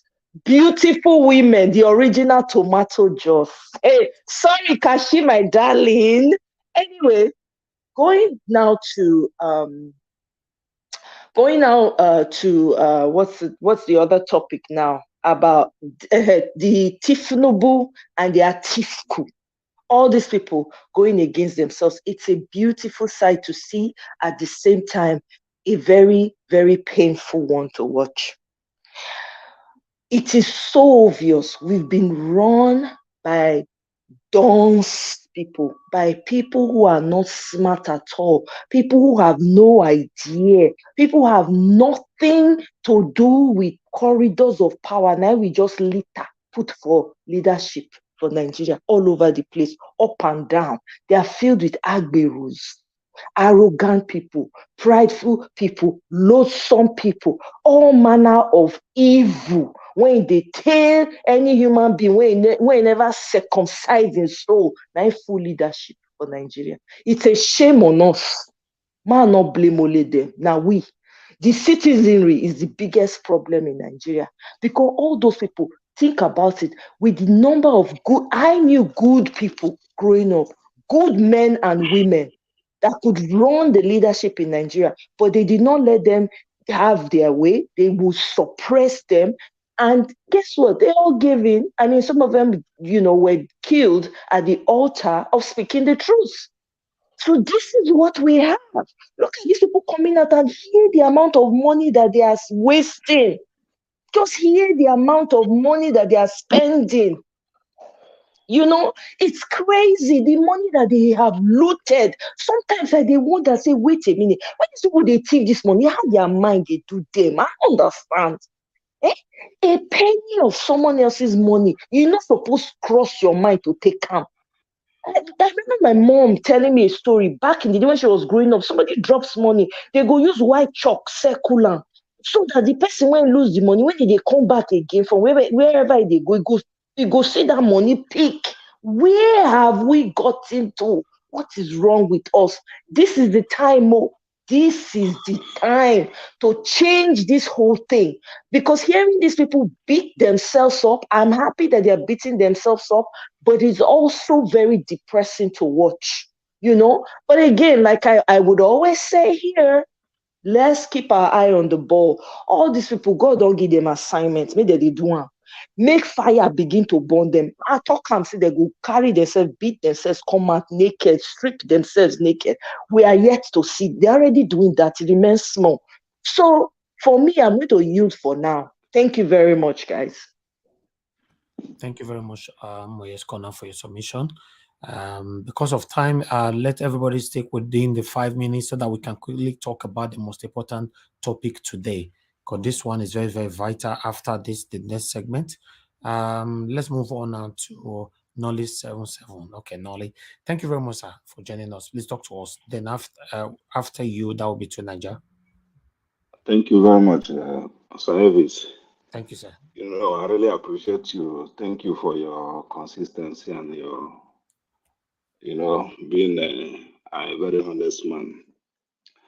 I want to, when I listen to the video and see some other video where APC and the PDP, they're accusing each other. What I just discovered is that Nigeria is completely finished in the hand of these people. Why? Because when you look at what they are saying, nobody is saying that no, we are not corrupt. What they are saying is that this person steal more than me. Tinubu steal more than Atiku. Atiku is saying that that the APC steal more than they do. For you to see how they have been looting Nigeria, and nobody ever, people are still Nigerians are still campaigning for these people, clamoring for Tinubu and Atiku. Wherever they go, you see Nigerians in thousands gathering around them. Then I wonder, we that is here in diaspora, we are so much concerned about this election, but those in Nigeria, they don't care. Because you can't tell me that all those people who are running around Tinubu and Atiku, they are all well to do. When you look at them, you see that these are very hungry people. Still, those people who have put them in captivity, they are still running after them. It is very, very heartbroken to me when I look at all those movies. You see millions of people, thousands of people following them, rallying around for them, killing each other for these people. And some of them, they will start be telling us that we know that we are thief, but I'm telling you that this thief is greater than that. You know, there's something you put in Niger Watch WhatsApp group where Dino you say you never see where a criminal is accusing an innocent citizen. You know, so it was very funny stuff. And it come to this Kwankwaso matter, you know. When Obi was going for Kwankwaso, I didn't like it. I said something to somebody that time. I say I don't like this man because this man. The only time I hear Kwankwaso group is when they are doing an election campaign in Kano, and again even Shakarau was saying it one time that that man is very selfish. The reason why he left Kwankwaso group is because Kwankwaso is a very selfish man. He was saying it before, even before when he was with them. He was saying it even before he left. That Kwankwaso or Kwankwaso, I don't know, is a very selfish man. So him coming to England here to make fool of himself is because he has nothing to offer. He has nothing to offer. The only thing he has to offer is a PhD degree holder. That's the only thing. Because somebody say, let him show me the company where he built in Nigeria. Where how many people did he employ to his business? Nobody. All those people, they don't have the only thing they do in Nigeria is just looting our money and looting our money, looting. So somebody have come, Peter Obi has come to tell them that politics is not more about eating agbado on the street, carrying granite, selling granite, or plaiting hair, or all those nonsense they used to do before. Sucking with straw with a baby in the same cup. Giving the baby all manner of jams. That is now we are talking about what is affecting Nigeria, and none of them can say it because they are not close to people. These people, when I was living in Nigeria, when I was living in Abuja, I lived with my senior brother. My senior brother was a bodyguard to Obasanjo 1999 to 2003. He left. So I was living in the state house. We are living. You see these people, we that even live in the state house, for you to see them is very difficult. Talk less of the people who live outside. So you see, that is the reason. But Peter Obi is somebody who is very close to the people. He's not scared of people. When you see the way he goes, I think we can't go the way Peter Obi goes. Tinubu cannot move the way Peter Obi moves. Why? Because he have hurt a lot of people that want him even dead as we were talking. But Peter Obi will be going and telling you that nothing will happen, and nothing will happen to him because Nigerian people love him. So this man coming here to tell us that he studied PhD. I have seen a lot of people who have PhD in Nigeria, and their PhD is just like bullshit. When I was working with Siemens, a guy came to do PhD in Sweden. He came, and when he came to do that PhD in Sweden, he came to study about one gas stream turbine machine. Gas stream. There's water stream, there's gas stream. This one, he came to study gas stream turbine machine. And do you know that this guy knows everything? Theoretically, he knows it very well. But when he came to Sweden, he couldn't even identify the machine. The machine was standing right there in his front. They asked him, do you people? Only him, Nigerian student, very smart. I will never forget that thing. Then the professor said, Charles, tell him, show him the machine. Because he knows I'm in Nigeria. I should show him the machine.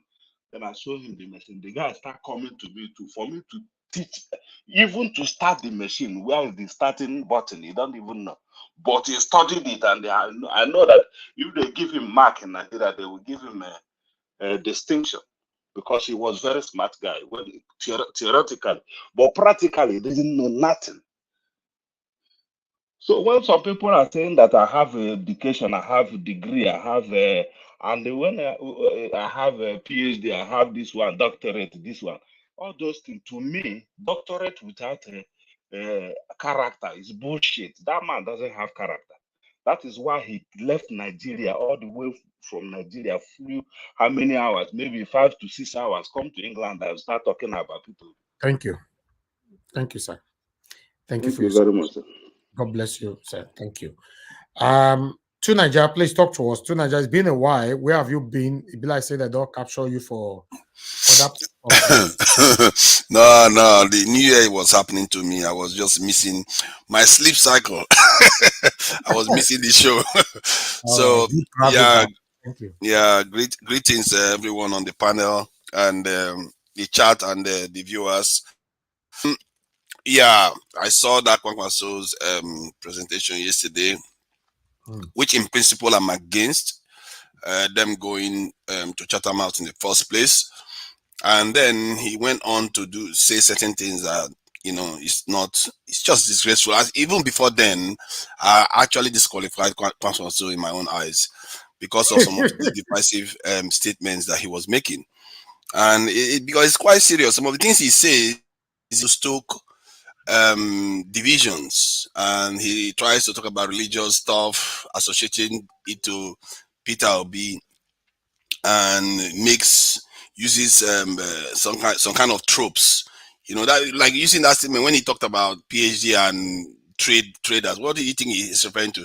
He's referring to Igbo. That's what he was doing, and that is just below the belt. And they like to say that he is he's a legacy for Aminu Kano. Aminu Kano's not like that. Aminu Kano is for diversity, it's for women's rights, it's for the Talakawas, the so-called masses. Some of the stuff he says is not helping the masses, it's dividing people. And this is supposed to be somebody that wants to run for the entire country. And his behavior is very unbecoming. I even told the guy that supports him a lot, I told him, this guy is just acting, he says politics. This is not politics. You still have a country to keep together. And that is not for the greater good. He doesn't have to do it. And besides, this thing that we, the way we regard education, I don't understand it, because those masters, they just studied something that they did in the undergraduate level, slightly more advanced level. Then to study even more narrow, then their view narrows to a specific subject matter, and they studied for 3 years. Anybody studied anything for 3 years, they will know the subject. Being PhD, what I found with people with PhD holders is that they don't tend to be very open-minded, and they tend to be more narrow-minded. It's not a criticism. It's good to specialize in one area, but a multitasker or multidisciplinary person tends to create more. This is why you don't see a lot of PhD holders being president. You don't see professors being head of states or ruling the world. They are not, because they are narrow. They have studied stuff to a narrow point. And what I find with them is that when you are working with them, they always think that they know everything, but they don't really, because they don't know how to branch out. Because of that, their tunnel vision in whatever they. It can be a handicap sometimes, and I think Nigerians need to start understanding the differences between different areas. And I think Nigerians often regard sometimes some of these educated people as almost infallible. This is one of the things about with the ASU strike that I wasn't liking, and people know that these lecturers are sweet on the ladies and all that stuff. They let them get away with stuff. And this guy talking about PhD that he just got how many years ago is unbecoming, and it's because of the culture. That's why he thinks he can say that to brag about. If you are okay, yeah, you're educated, so what? You did water this in engineering, and he studied about how to treat water or something like that. Is that such a big deal? Yeah, it's a good thing that you're educated, but don't use it to insult some other person that is a trader. And besides, a trader takes a lot of risks. Every single time they make a trade, they are taking risks. They could lose. They are making higher level of calculation. What is a PhD person doing? Just reading a subject matter. Then nobody is seeing them because they don't have an end goal. They just write a report. As long as they write a cohesive report, then they get their PhD. Sometimes people really need to go deep into some of all these things and understand what these people truly mean. And this is why in the West here, they don't overstate their position. Yeah, you are a PhD holder. Yes, that's it. But that doesn't mean you are omniscient. So I don't like what he did yesterday. And the only thing I liked that he said yesterday was about the military, police, and all the other security service. He made it clear that he was going to have 1 million and 1 million and 1 million or so. And I think that's something, I know Peter Obi is for that policy, but he needs to be saying it more often, because I fear that the way he's not saying it more often, it's like he doesn't actually intend to do it. And for me, security is critical.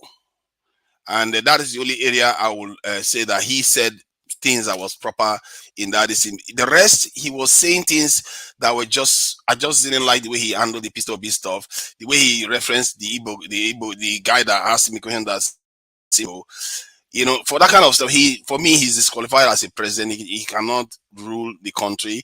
Maybe a vice president, maybe a minister or something. He has a lot to give. I've seen that he's done a lot of good work in the north. But this thing where it's like somebody's still stuck in the 80s or 60s or something.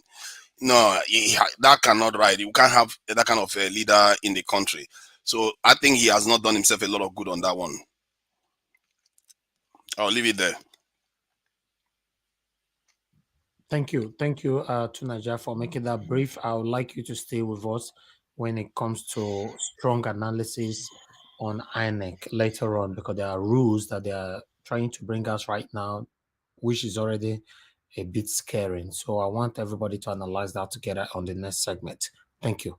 All right, Tiobala, my brother, good evening to you. Thanks for joining us once again. Please talk to us in 5 minutes. Thank you so much. Good morning, good afternoon, everyone. Thank you. I don't really have much to say. I just want to first of all touch on the fight between the APC and the PDP. Like, I think this is the Sorry, right. am I allowed to talk about the APC? I thought it was just only Peter Kwankwaso. Okay. I didn't know I was allowed to talk about APC stuff. No. The APC and PDP corruption fight is part of this segment, so you can talk about it. Oh, sorry. Let me just say something about oh my God, Atiku. That guy. If this topic was not so serious, I think that's the political teddy bear of the country. The guy. I don't know whether he thinks I don't know. This guy has been in politics for 30 years. He comes on TV and admits, "Oh, my party is not as as corrupt as the other one." Jesus Christ! That guy, sometimes he comes across as being so naive. Like he was he not the one that said, "I will make my friends rich," and the Northerners need a Northern candidate, and he will list Nigeria's assets to Arabs. The guy, some of the kind of stuff he says, man, if he wasn't so serious, it's like, is this guy even a politician? What does he think he's playing at? Look, you played that video there, and he just said, APC is more corrupt than us. So, Jesus Christ, Nigerians cannot elect this kind of people. It's crazy. It's just crazy. That's what he said. I saw it with my own eyes. Sometimes the way the guy says stuff is so strange. Let's listen to it again. It's like he doesn't understand people are watching. People also accuse PDP of corruption, of being corrupt. At the time it was ruling. But we have come to realize that the APC is even more corrupt than PDP. That's it there. Oh my God. You know, he didn't just say APC is more corrupt. APC is even more corrupt. That's he's actually saying. Jesus Christ. I don't know how this guy managed to get anybody's vote. Maybe he speaks differently when he speaks in Hausa. So he's able to convince people. Melaye will come out tomorrow to say that's not his voice. Or that's not his voice. Oh my God, man. I don't. This is a country where corruption has been a bane in the country, and you're admitting that you are corrupt and still expect to go and run. I don't know, man. I don't see in many countries around the world, if you get to that point where you are just saying you are more corrupt than we are, you can't run. You really can't go on running. And the guy is so funny. I find him funny. I know that Nigerians don't find it funny, but it's like he just gaffes and says stupid things constantly. And I'm like, how do the people even vote for this guy? This guy almost beat Buhari once even. How did people vote for this guy? It's only because maybe he speaks differently in Hausa. Because anybody that hears him talking sometimes is like, why? Why are you so corrupt? It's like he's running to be corrupt. He's not even hiding it. That guy will get into office and will be corrupt, and he will defend it. He will back down. And Nigerians, my goodness, if you go and vote for this other person, you're asking for it. Literally, they're asking for trouble. If things go badly, Nigerians will only have themselves to blame for it. He doesn't seem to have he doesn't have any sense of urgency of the situation that the country is in right now, that the entire continent is in. And he's there talking about this one is more corrupt than I. This is a problem. This is the issue. These two people went into Tinubu go to APC and hijack it. He goes to PDP and hijack PDP, and here we are today. We are stuck with only Peter Obi and Kwankwaso as the other two alternatives. And clearly, Kwankwaso side himself because he's a divisive candidate. He cannot rule. Peter Obi is a clear front runner. You can even tell internationally they are looking towards Peter Obi right now.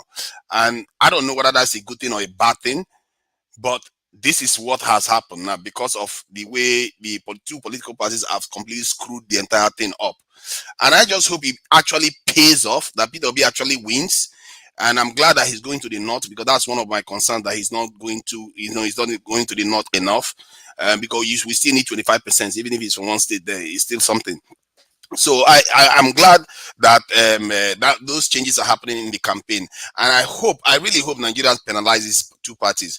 The fact that they are coming out openly, admit that they are all corrupt, it's just, I don't know, man. They shouldn't even get any vote in a country from corruption. Like, these two people are admitting that they are corrupt. What is the point of voting for them? It's illogical. No matter how much you like those people, they're just going to run your country, that they don't have ambition for the country. Especially, he was him again, Atiku. That guy, I'm telling you, Atiku is for Peter Obi. That guy doesn't have any interest in being president. He's divided his party. He's not making any effort to fix it. He didn't even do not one thing to placate this in the wiki and his group. Not one thing. And he comes out on TV and but that is how Buhari was in 2019. That's always the thing with these people who felt so powerful from the north. That's how Buhari was in 2019. He doesn't show any interest, and yet, yes. Buhari got vote from the south now. This guy, I don't see this guy getting any vote from the south. The way he's behaving right now, all these governors, they are going to turn on him, and then this is the corruption all over the place, and he's not doing anything to unite the party. There is no way any divided party is going to win. That's why I think that this guy, I think on the down low, is for Peter Obi, and I feel like if this goes to a third round, and he has to endorse anybody, he's going to endorse Peter Obi. Because for one, after all, Peter Obi was his former running mate. That's my thinking. Because when I look at this guy doesn't look like a person that wants to win any election at all. Come on. Thank you. All right. Thank you very much to Naija. Thank you. Yes, my brother, once again, Tiobala, talk to us. Your 5 minutes starts now. Okay, thank you so much. Thank you to Naija and everyone. I think you have all people on the panel have all said it. I'm only adding, making some assertion as well. First of all, I want to, regarding this APC and the PDP fight and the statement made by Tunde Bakare. Someone said on this platform, why didn't it come before now? I think if they have come before now, maybe the tension would have died down. I think it's the right time, in my own opinion, because they're coming out now. They are exposing themselves to the electorate, to the people, that these people are not trustworthy. Remember before now, we have issue of a drug case of Tinubu, certificate saga, article money laundering, and all of these power billion and whatever the other billions of money is stole for power sector and all of that. And now this one coming up with Tunde Bakare coming up with his own remark and all of that against Tinubu, or somebody with a questionable character, someone who have a issue with his identity and all of that. It's a reminder of the kind of leader that Nigeria is going to vote for come this February election. With the fight going on between APC and PDP, both of them changing themselves to court or exposing themselves regarding the issue of corruption, I think it's the right time. This is the right time. They should keep on saying it. We need more of that. But like what Omoya said earlier, is really a disgrace on the national issue, having our front runners like the APC and PDP, among the front runners rather, you know, presenting leaders or candidates that want to rule the nation with such an evil or negative remark about them. It does not tell well about us as in the international scene. I think it's very bad, because the reason why we are saying that most of us live in diaspora, you know, the way our leader is in our country, that is the same way they are going to treat us. Today we mentioned what is a Pablo Escobar, whatever. Whenever you hear that word, you know the kind of people are from there. First of all, that is the kind of remark you know. You have to have that negative thought about all these people. Most importantly, that is more reason we as a people, we need to put all these comments or whatever into consideration in electing our leader. Otherwise, that is how you are going to be represented. Regarding Kwankwaso and his own statement in the Charter House, even while watching Kwankwaso in that Charter House or so, when he was presenting his speech, it shows low level of, how will I put it, education qualification. It shows low level of, how will I put it, commitment or capacity. Imagine you are giving a speech, you bend your head all through, not even looking at the crowd, but that's not even the issue. And you were going for international stage. You could not even prepare yourself, prepare a speech that can last for such a minute. Then you were even rushing and giving you a question, asking you a question, instead of to address question on the national stage and how it's going to affect the nation. You were referring to a specific tribe. Now you are not telling us that you are a PhD holder. The problem we have in Nigeria is because most of us are being driven by title. Most of our education system in the country, Nigeria, are being driven by title, not just a PhD holder, even at the BSc level. If you go to Nigeria university now, people send their children to school just to show to the world, to show to their fellow people or whatever that my son is a graduate. That is all. They will go to school and start blocking. You know what they do. They will never go to class. A motto exam, they will gather material, cram everything, but go to exam. All the journey is just to pass. That is Nigeria education for you. And we should not use this Kwankwaso statement to generalize. Education around the world is what is driving innovation. You and I are here today able to communicate with each other. Is driven by academians. It's driven by research done by different academia in different field, in different sector, in different countries. It's so unfortunate that a man with a PhD holder is on the national stage disgracing us. That's also that and if you watch very well, even the so-called school he graduated from is 163, is 163rd ranking in India, about 4,189 in the world. It's not even known. Even if apart from that, that is not even the main issue now. Which the issue with these bragging rights, PhD, if I may ask, what research have Kwankwaso done? What research has he done? How has he contributed to knowledge in the area of research? Whether or Nobly said something, how somebody came from Nigeria to come and do research in Sweden and unable to identify one or two machines and all of that. These are the issues we have been facing in Nigeria education. That is the more reason I'm clamoring for. Kwankwaso got his PhD on water engineering, and Nigeria, we don't have water. Everybody have borehole in their house. So what is water engineering for? Yeah. So he should agree that he bought the PhD. That's all. That is like, see, like, if you even watch, it was even March last year now, just a few months ago, imagine doing a PhD is a very tasky research. You have to submit proposal, and doing that proposal, which papers publish, and you have to sit for minimum 3 or 4 years. But yes, 3 or 4 years. Listen, my brother, we don't have people that checkmate these people. Even though we have them, they can only checkmate commoners. When it comes to these big names, they don't go there. Nobody's going to ask them the question you are asking today because the system has failed.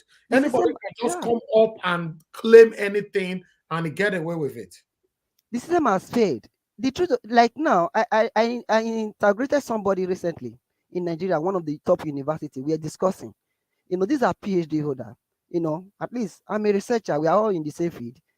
You know, I was asking, there are so many, all they just need to do, all they are doing in Nigeria is that they'll just go to one university, maybe they'll do 1 or 2, before you know, they'll say, I've gotten a PhD. No research, and even that research, in short, I don't want to be saying, because there are so many things, like what I was trying to point out here. What they care about in Nigeria is just title, just to gain that position. Okay, once you get PhD, go to Nigeria University. What they are doing in essence is that you go and get a PhD. Once you get a PhD, you become a senior lecturer. Once you get a PhD, you become this one and so. And there's no research going on. Our education system is in comatose. There's no correlation between what we have been taught in class and what is happening in the real world. With a number of PhD holder. Yesterday, I was discussing with somebody online. In some university, we are having issue with our immediate environment. And meanwhile, our academics cannot even solve problems relating to our own society. That is the problem we are facing in the country. Please, I must be advised, education is a key, whether we like it or not. And being a PhD or in any research institution, whether PhD or undergraduate, is a key. And not just even going to school. Even you can be in your house, do your own research, do so many things that is very important to the national interest and unity. But we should try as much as we can to revive our educational sector. That is the more reason I will also urge whoever that will come in, Mr. Peter Obi, when he gets elected, he should try as much as he can to ensure that he go to the in-depth and what is happening in our education system. Because there are so many things that is happening in Nigeria education system that is giving all this the headache we are facing today, that people are only concerned about the title, not even concerned about what is happening in the society or what is happening in the educational system. Because we are all clamoring, or see, there are so many things happening that we, the Nigerian or the black nation, are lagging behind, and it's as a result of our poor education system in the country. How can you have a system, no light, no internet? You say you are studying or you are doing research. Maybe once, in short, the most important thing is that Nigeria, we should have to be wise. We just have to know the right person that will be there for you. Because there are so many things I would have loved to say here, because it's not important right now. The most important thing is that we should look forward to electing a leader who will be there for you, will be visible. And we as an individual, this is a movement, like I've always said, this is a movement. We should try as much as we can, like what Rita have said earlier. And what are we doing as an individual? What are we doing? How are you calling people around your community? Which call have you make each day? How are you trying to contribute to this movement? Peter Obi is moving from state to state. They all need money. Please, no matter how, even if it's 1,000 naira, 2,000, 5,000, 10,000, it's something. On Saturday, I think they are going to do a fundraising this coming Saturday. At least where they'll be hosting so many things. At least do your contribution. There are so many things you can do. If you don't even have money, you can make phone calls back home. These are things we should be more concerned about. Like what Martina Obaso you said the other time. She said something which is very important. At least we should take all this into consideration. Despite the fact that we did not agree with her in the first place because it's demoralizing. But we should try as much as we can to reach out to people to identify the Labour Party logo. These are things I will urge each and every one of us to wrap up the campaign space and the movement. Thank you so much. Thank you very much, my brother. Before I come back to the next panelist, I have Mr. CM on the phone. Okay. I wanted to quickly address Mr. Teobala. I just wanted to quickly say, quickly. So I don't think anybody is preaching against education. I don't think so. Everybody's just trying to emphasize why we focus so much on the titles as opposed to doing the real work, which you also alluded to. I just wanted to clarify that because of our listeners. Thank you. Thank you so much. Thank you. All right, Mr. CM, unfortunately, your network continues to act like this. Talk to us on the phone, sir. Okay, thank you very much, Niger Watch, and good evening to the usual regulars and everybody. Now, what I want to quickly say, just 2 points. One on PDP, APC, Buzz Boost, the way they call it, and then the one of Kwankwaso. Kwankwaso was just a disgrace at the Chatham House. I say a disgrace because he went there to expose his penchant for primordial sentiments based on ethnicity and religion. That's one, it's a disgrace. Secondly, the issue of saying he had a PhD in water engineering. Well, the thing about what people should know about PhD is that Doctorate degree is an evidence that you have made a contribution to the world store of knowledge. In other words, there should be originality to your research. If you are doing a research and it happens that somebody has published something similar like that, they will change it to you. So in the end, particularly if you do it in the science, if it's in the arts or social sciences, you are trying to bring out a concept or an idea or disprove somebody or bring a clear understanding of a philosophy or something. But in the science, they're expecting you that whatever you come out with, it should be applied. You should be able to apply it. That's why after doing a PhD, whatever you do a PhD on becomes your second name. So if Kwankwaso, and that's why they said for you to, before you are called to defend your thesis, you must have published it. They say something that should be willing, be something that is, of quality to be published, so that other academics all over during the journal can easily see it and say, oh, this person published this. And if there is some, if you publish it and there's a rejoinder that, oh, this man stole my work, he plagiarized my work, they can withdraw you, sack, you won't get anything. So you are back to your bachelor's or master's.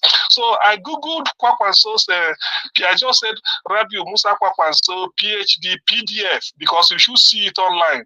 I didn't see anything.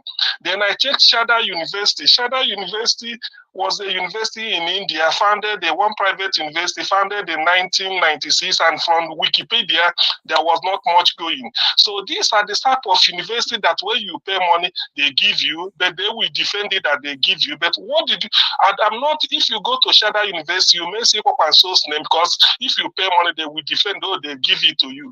But what we want to know is your research, what is your contribution? Did you publish it such that those of us didn't go to India, somebody in California.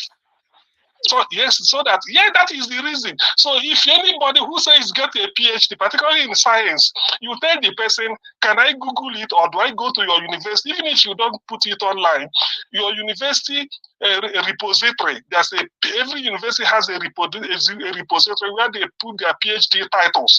So if I go there, I didn't see it, it means that you bought it. Because if I see it, then I will now query you on it. Maybe somebody who did water engineering will query. So what Kwankwaso did, if we can take it forward, I can tell you that yes, Shada must have given money, they give you a PhD, but what did you research on? Come and bring your thesis, let us see. So that says that, to me, it's a disgrace as far as I'm concerned. People can come up with the opinion. Then the second thing is this goes. You see, if not that, we have to thank God for Peter Obi. Every day we have to, when we pray to God every morning, we say, God, thank you for the gift of life. Then the next thing is, God, thank you for creating Peter Obi. If not for Peter Obi, we should have been forced to choose between Otapiapia and Sniper. So can you now see how Obasanjo and Atiku built Bell University in Ota and then American University in Adamawa? And can you now see the deal Tinubu has been doing? In fact, I just want, like Napoleon Bonaparte said, when your enemies are killing themselves, do not stop them. So I wish there will be more revelations, but thank God for Peter Obi. I want Nigerians to really know, even if they are telling you anything about Tinubu Atiku, the fact that this revelation is coming for less than 6 weeks to the election is enough for you now to decide that these two are thieves. But we want to know, as time goes on, we will know who is more of a thief than the other. Or as Delo Farotimi put in the Twitter, Delo Farotimi said, Atiku is calling Tinubu a thief. Tinubu is calling Atiku a thief. Atiku is not calling Peter Obi a thief. Tinubu is not calling Peter Obi a thief because thief, no thief. That is the meaning. So on this, on his tweet, I rest my case. But thank God that God created Peter Obi. Thank you. Thank you very much. Thank you. Thank you, sir. Yes, sir. Okay. I think someone else were calling earlier on. Let me quickly call this person back because I've got more than 4 missed calls from him. Sheung from Canada. Sheung, thank you very much. You'll be calling in. Good evening to you. Please talk to us in 2 minutes.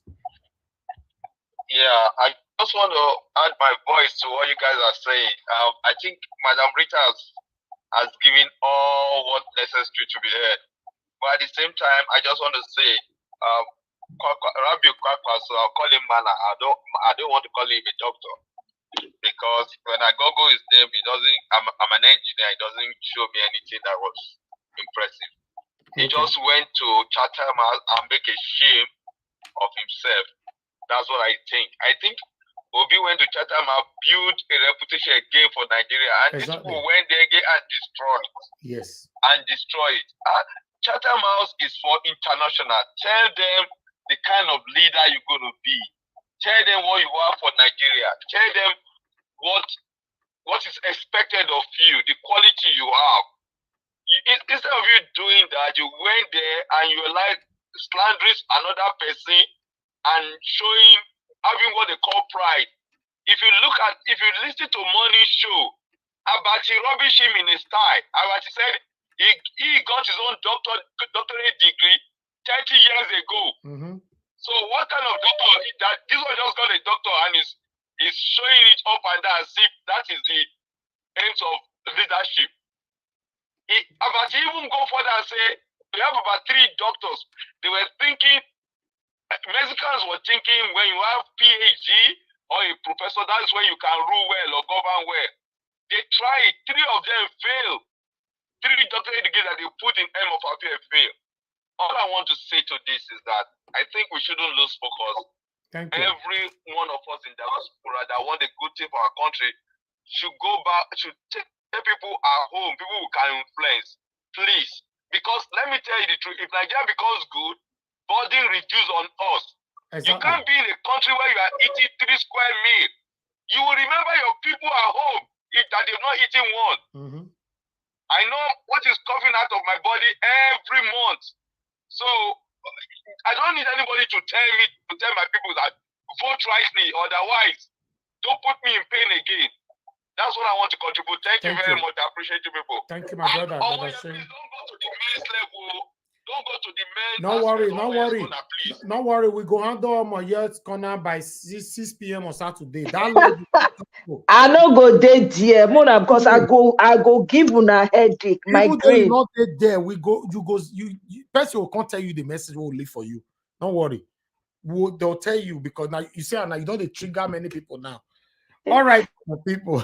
Thank you very much. May they come. I go come wherever you don't talk finish. I'll come scatter the whole place. I go run. No, 6 p.m. on Saturday, we're gonna be doing that. Okay, Mr. Shooks, thank you very much, sir, for your patience. Your 5 minutes starts now. Yeah, thank you. Good evening, Mr. Elvis. Good evening, fellow panelists and everybody watching us. By the way, Mr. Elvis. Yes, sir. Omoye's Corner is gonna be your co-moderator on Saturday. Yeah. You go your run, hide herself. I go put on dark. The one with dark pass you, Mr. Elvis. I go wear. Exactly. No, man. Now my yes gonna mean run. I no go run. I go wear dark shade. Come, 2 of us will go there sit down. Yeah. Thank you once again for giving me this opportunity. The thing is, I want to talk about Kwankwaso, going to Chatham House. In as much as I don't support Nigerians going to Chatham House or wherever outside Nigeria to campaign or to talk about election. Yeah, but with the level Nigeria have deteriorated under this present government, I see that as an opportunity to redeem the image of Nigeria, which the Agbado man went there and further, destroyed. With Mr. Peter Obi coming there now to make the destiny up, to make the amend to what is done. In order for Kwankwaso again to come in and try to rub everything on the mud, it's quite unbelievable. It's completely quite unbelievable because if you look at those who your background, Mr. Shoes. You can't hear me? Yeah, we can hear you, but you are distracted. So many noises coming out from your end. Yeah, I think I'm getting a call. That's why. Sorry about that. Go ahead. Yeah. So the issue with all these people who think they are educated, they are very, very, full of themselves.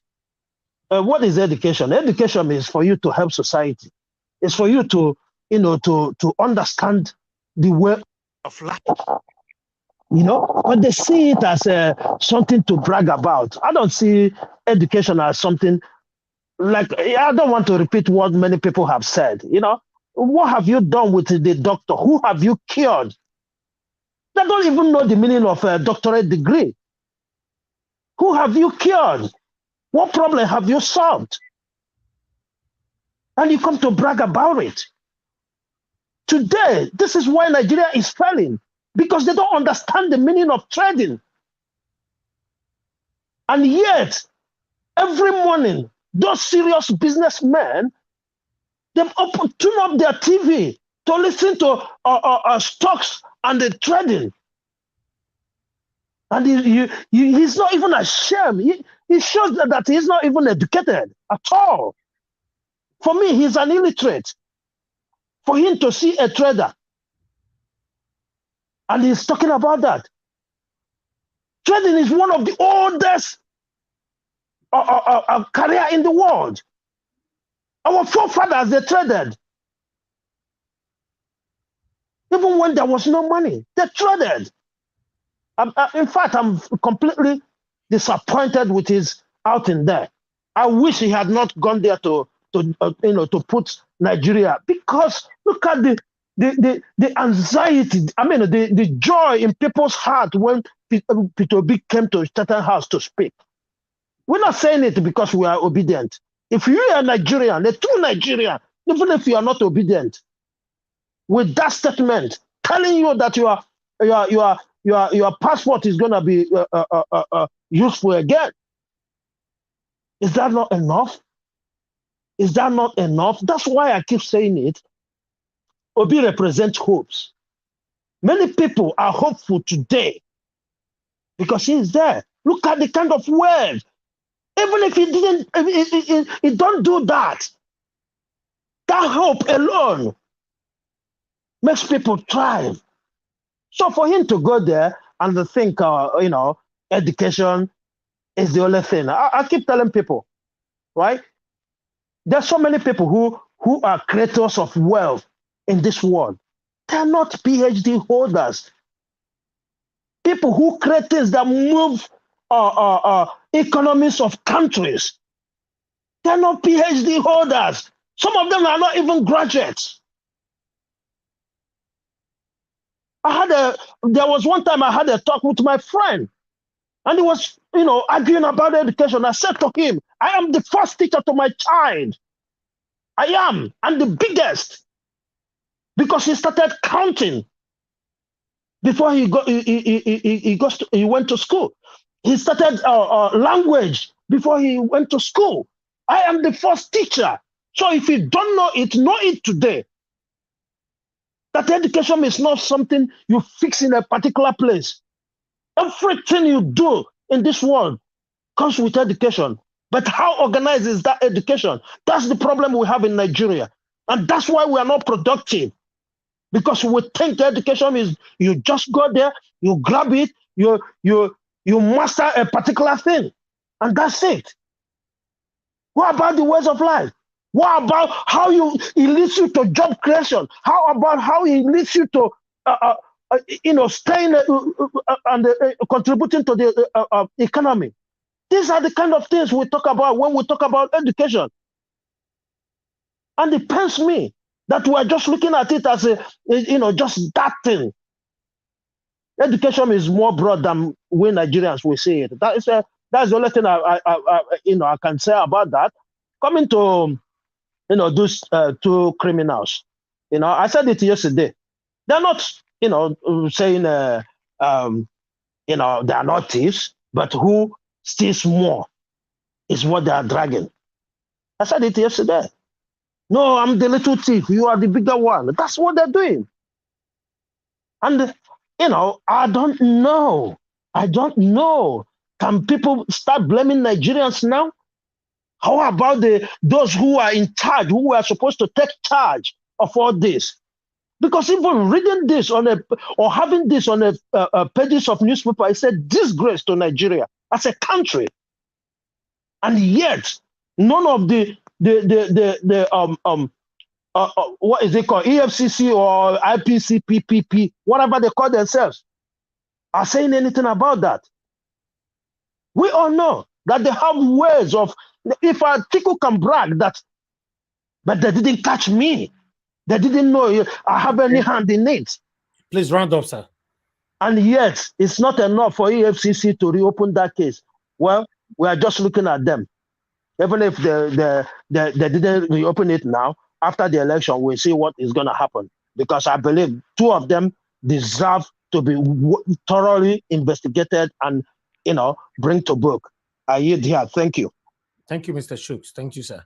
Mr. Charles Okoli, thanks for joining us. It's your turn to talk to us right now. Can you unmute yourself if you're hearing me? Mr. Charles Okoli, we can't hear you. But before you get ready, I need to move on to the next person. Okay, good evening, everyone. Okay, thank you. Can you hear me? Yes, I can hear you. Where are you joining us from, sir? It looks like this is your first time here. Yeah, I actually came across the platform. I'm in Scotland. I'm in Glasgow. Oh, wonderful. Thank you, sir, for joining us. I came across the platform and I felt it's an interesting discussion. So I've been listening in. So I just wanted to make a quick contribution. Thank you so much for your patience. All right.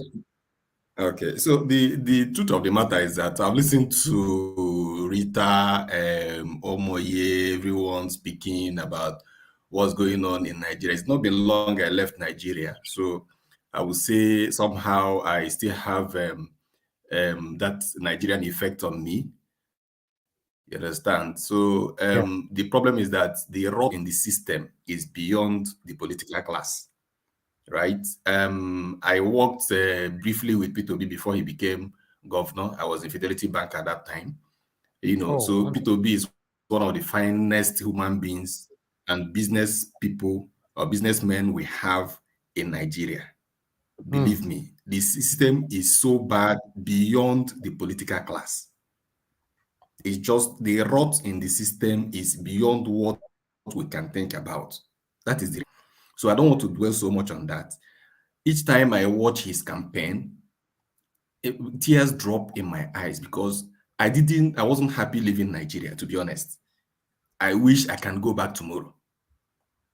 When I see Peter Obi, it gives me that hope. In fact, I was telling my family today that if Peter Obi wins, I'm going back this year. I just want to go back to Nigeria, at least even if it's just to go and visit. So the point is that I don't want us to dwell so on Kwankwaso and all these games that they are playing. The truth of the matter is that what Kwankwaso did at Chatham House is the typical Nigerian politician.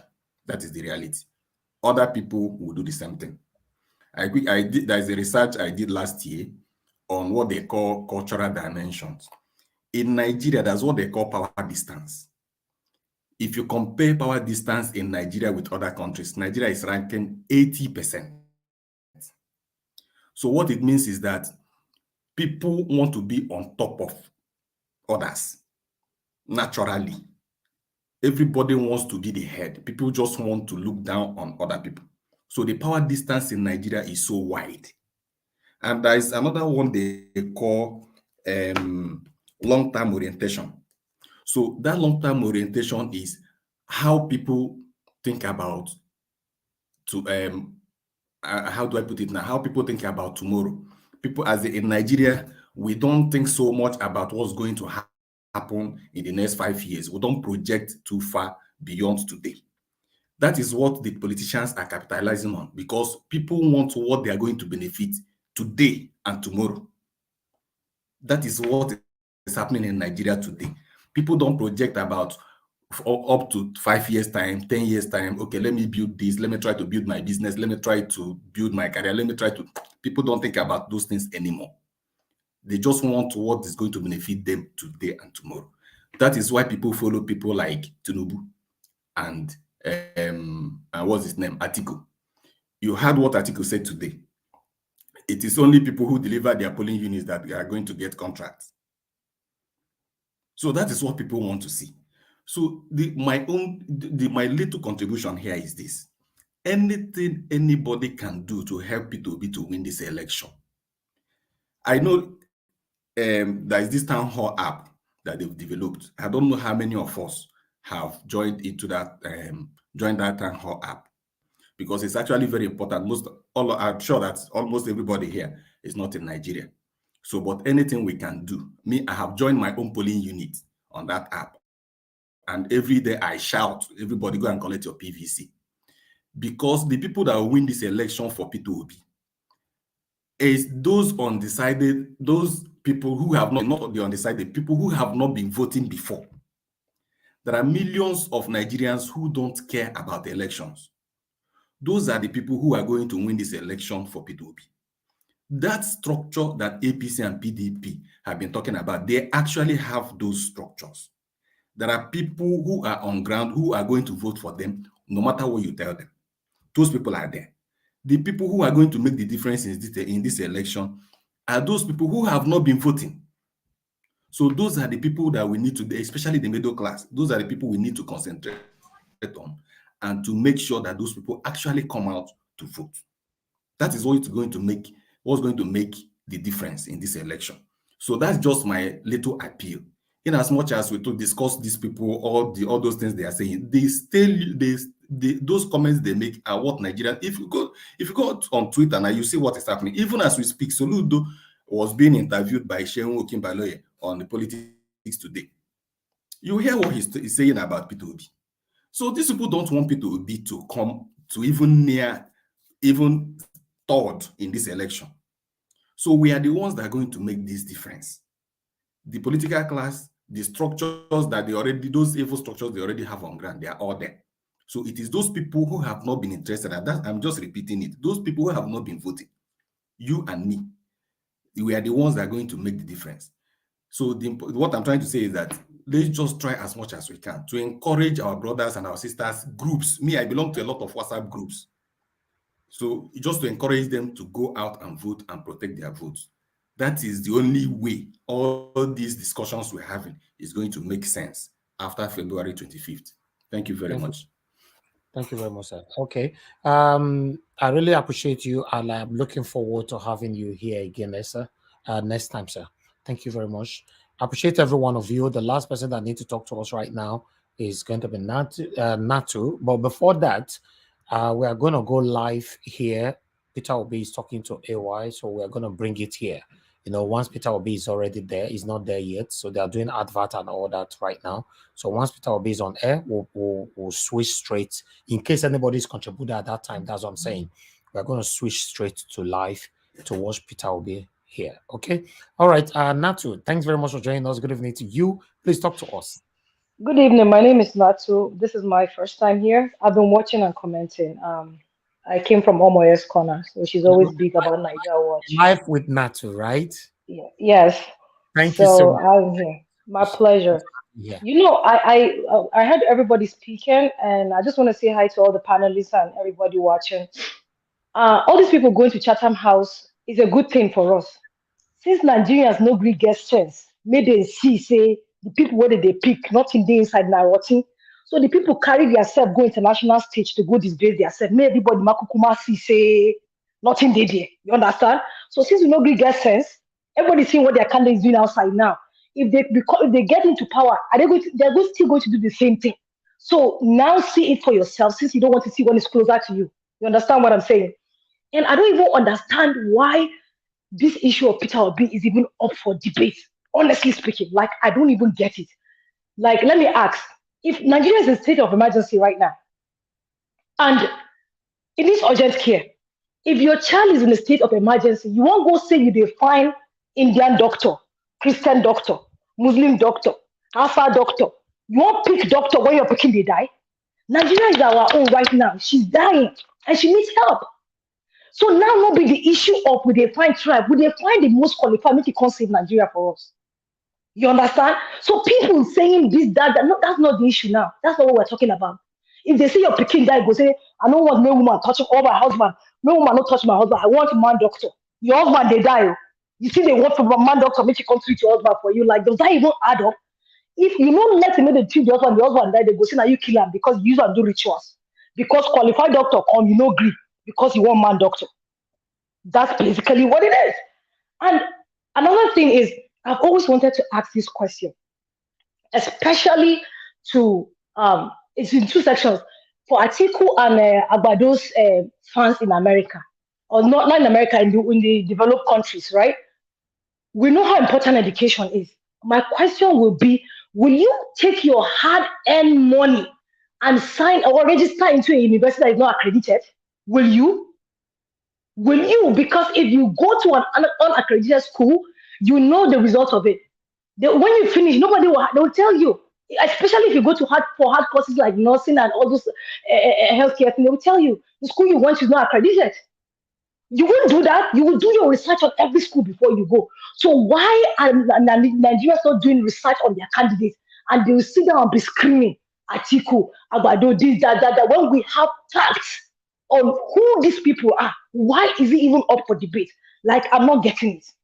I'm not even getting it at all. And another question that I've always wanted to ask is like, will you give, okay, let's assume so your friend hired someone to build for them, right? And the foundation is not too strong and solid.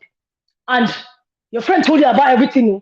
Then tomorrow you want to build a mansion. You still go and hire that person that don't know how to build. After your friend have told you that this guy built for me, rain come and scatter everything.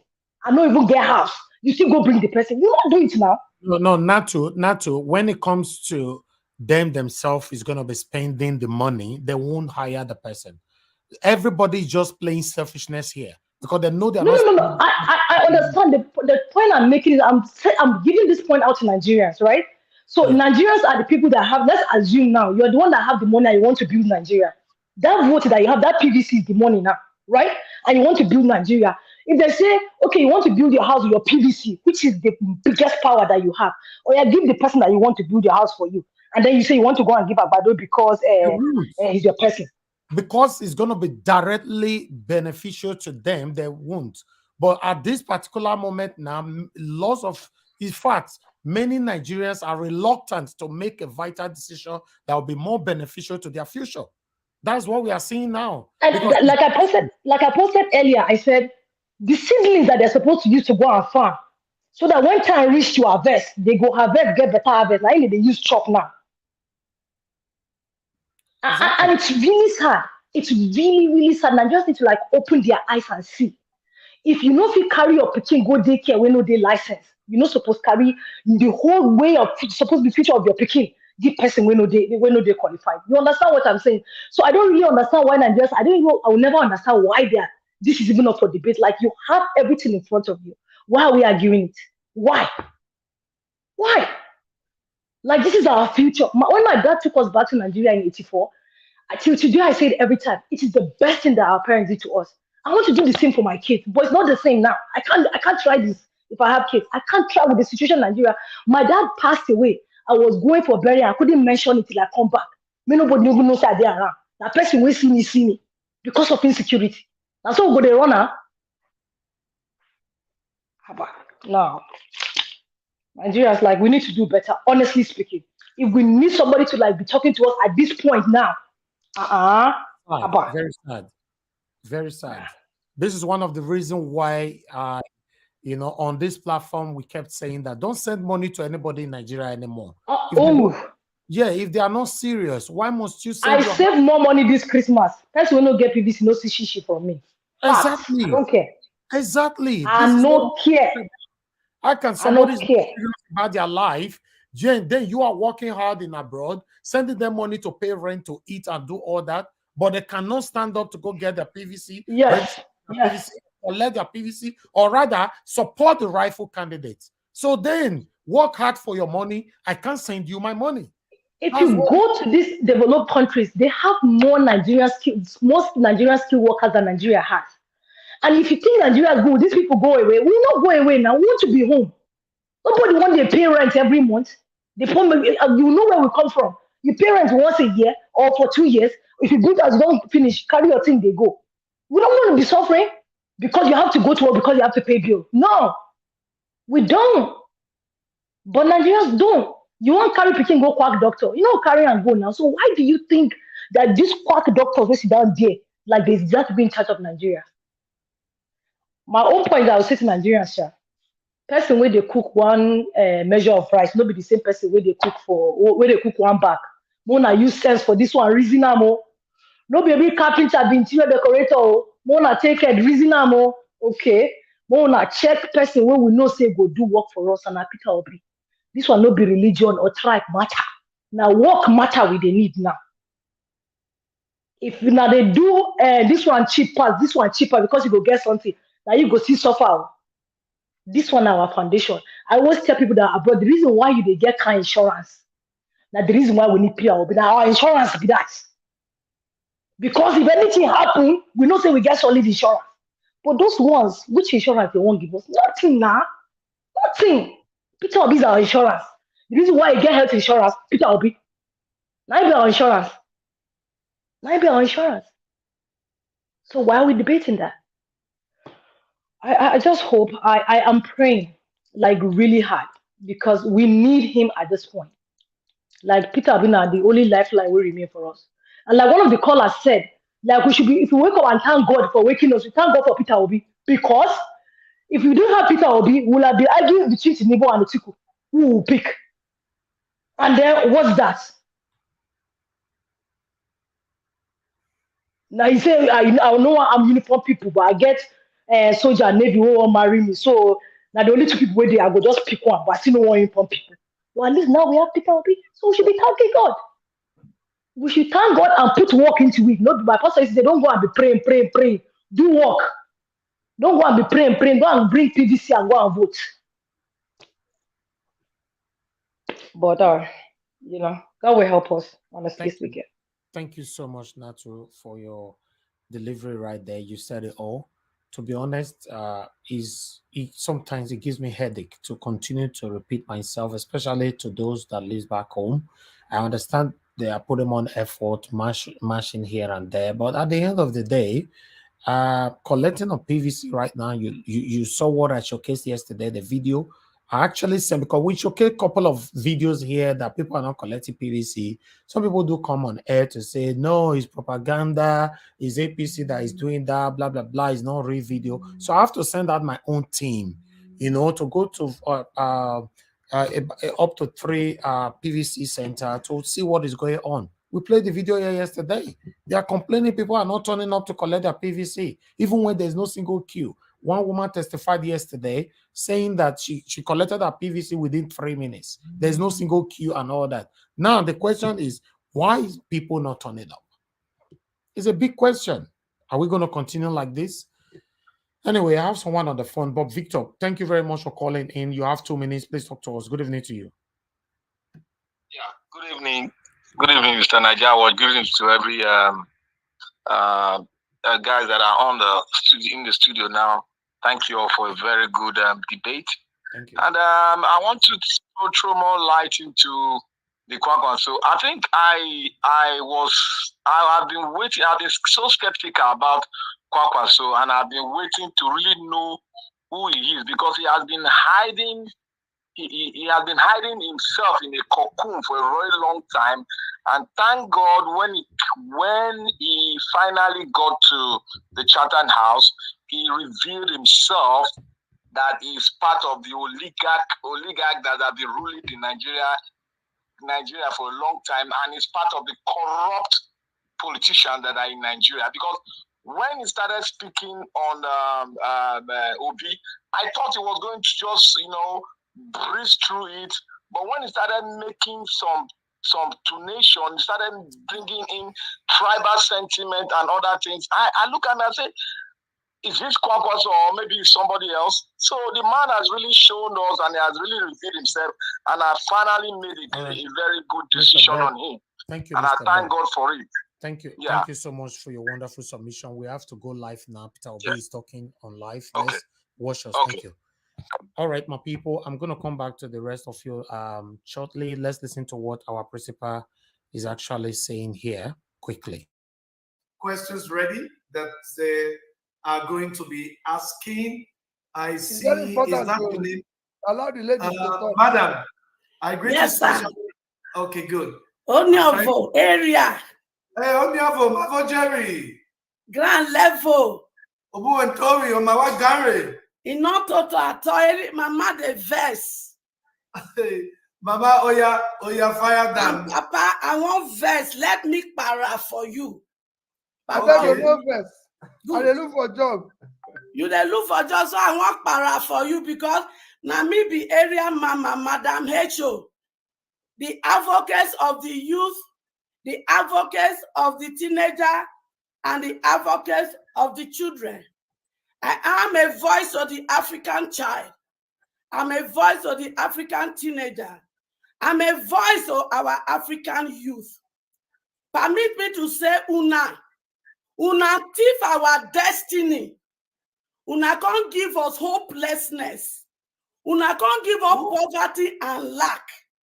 And because we won't survive, we can't become Yahoo. Which one? What question are you asking? Don't worry, make I finish. I will ask my question. The person that has come in, or the person that has been there, or the person that is campaigning to come in? Since 1960. Now that they thief us. They can't turn us to Yahoo boys and girls. They turn us to Boko Haram. They turn us to kidnapper. They turn us to all these things where Papa God not create us to be. So, as you want, make we give you jobs. So, Wes, we want to know your plan for us. Because when Boo Boo go to we have for CNN, they ask and say, hey, why should we move this woman now? Is growing. What is your plan for your youth population? You can't begin to tell us about climate change. Now that day my hair scatter say, these people not even get us on the agenda at all. And now before you come, you need to hear this about things, I must say. My charity organization, when I heard it clearly from the Lord that I need to join forces to go and build a new Nigeria, I was asking, where do I start from? But he told me clearly, a new Nigeria is possible. So when in 2022, you come and shout a new Nigeria, I know that I hear from Papa God very well. So my question to you be say, number one, make I first confess one thing, I know 100% support you. Yes, Nigeria be my man. But all my children gravitate to you. And as a good mama, when I support my children anyhow. Show your children. But my question be say, waiting I don't support you first. You tell me, say, Atiku be your mentor. How can somebody, when he spend our 16 billion, he pay company 16 billion, they can't give us darkness? You say now your mentor. How can somebody, when he sell 97 property we need some for free, here, please. and no property collapse? People, when they do work for them, they become jobless and hopeless. You say now your mentor, so you can answer me that question. Then the other one, I'm not like you. You tell me, say, if you enter office, you not go probe these people when you thief everything from us. My question to you, Augusta, when they apply for our job, he needs to hear these things. Your company, you can't give out to people since 1960. They call the manager thief and so that your children can't lose hope for life. You can't get opportunity to collect them back. You say you not go put people in play, make it they collect our money from there. That is one question. Then the other question be say, hey, wow. Una a senator. Peter Obi, he's even smiling. He knows he's here with food today. Peter Obi go cash on, no worry. Only one they move for education. And yet now education now be the future of our children. What do you go do about that salary? If he is frustrated like everyone else, he's not going to have problems with the question. Then how can they spend only 8 years for office? They go come collect pension for life. And yet my papa and mama, when he suffer for 35 years, una not they pay them. Even the peanut one they pay them for retirement. They go queue up, can't even die in the process. Who does that? So you see this money when they keep them for House of Assembly, when they make them the chief, they do everything to enter into power. We want slash and down to minimum wage. Every allowances, we go put them for police. We go put them for military. We go put them for school. Go look at our school. Children, but they sit down for inside water, they go primary school. Is that SLS when you go school? Now, so primary school be. But nice it's okay now. The question is. Nice okay. they do. I saw she they go on. No, it's not gonna be easy. But then why need to control this now? I think it should. Now, two Niger people. As a leader, you have to tolerate everybody. Yeah, I think the moderator should steer her. The aggression is not needed. Leave me, my brother. Oh, my question. You see, my brother. They should leave her. They should leave her to talk. Maybe she talk. Peter Obi needs to hear it. When Obi is tired, Mr. Obi will come in. Yeah, he will be dreaming about her. Everything when we need to become a great nation, Papa God give unto us. But our case can't be like the woman when they sell wrapper for market. If they come, if children come, they wear. See some of the lamentations of Nigerians now. He needs to hear it. Can you let him answer the question? Huh? I'm making answer. You have to remove her. Oh my God. Jesus. Excellent. He said Jesus. Mama. They have to cool her down now. If I know it's not say it's that time don't they up. Let me say I did one time. If I not say someone they come. That's how you. It's a good sign. Let's listen. When we want end them, this guy.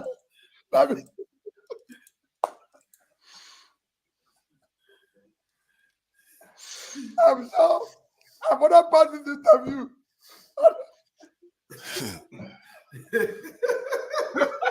Voila.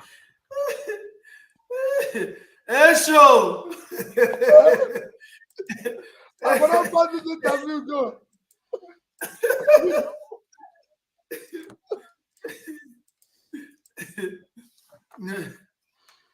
Okay. Mama, make a try small. You have every right to be annoyed. You have every right to be upset.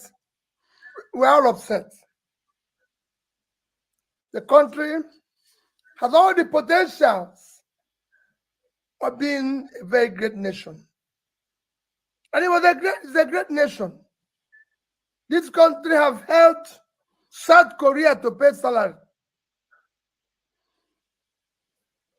Malaysia is thriving today. But Malaysia once came here to take our palm oil. In 2021, Malaysia, despite having a population of less than 50 million, living on about 290-something thousand square kilometers of land, or about 300,000 square kilometers of land, did export about $290 billion, when our own was just about 30. So we're using 10% of what they did. That's why I said the country is not productive. It's not productive because over the years, the country has become a case where criminals have taken over. And all they do is to steal whatever it is. And they're stealing it today. That's why I've shouted that those who are stealing our oil are people in government. Those who are stealing our commonwealth are people in government. And that's why we want to stop subsidies, stop everything, and deal with it. I've said we're a failed country because we have not invested in education and everything. What I want to do, and I want Nigerians to trust me, is to stop the stealing. And that's why I give an example. Using Anambra State, nobody since this campaign started have challenged anybody to go to Anambra State, where I served as a governor, and see whether their money is missing. I've been the only governor who have served a state in Nigeria, apart from Yaradua, I left about 5 billion naira. I left 75, equivalent of 75 billion. Even if anybody wants to doubt, I left in cash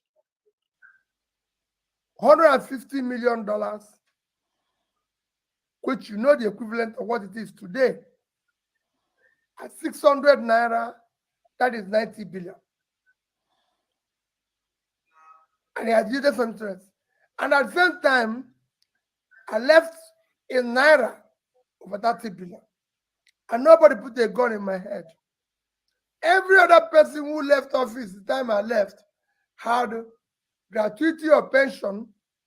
When they brought it for me to sign, it is on record. But I told my speaker, I served the people of Anambra State by the grace of God.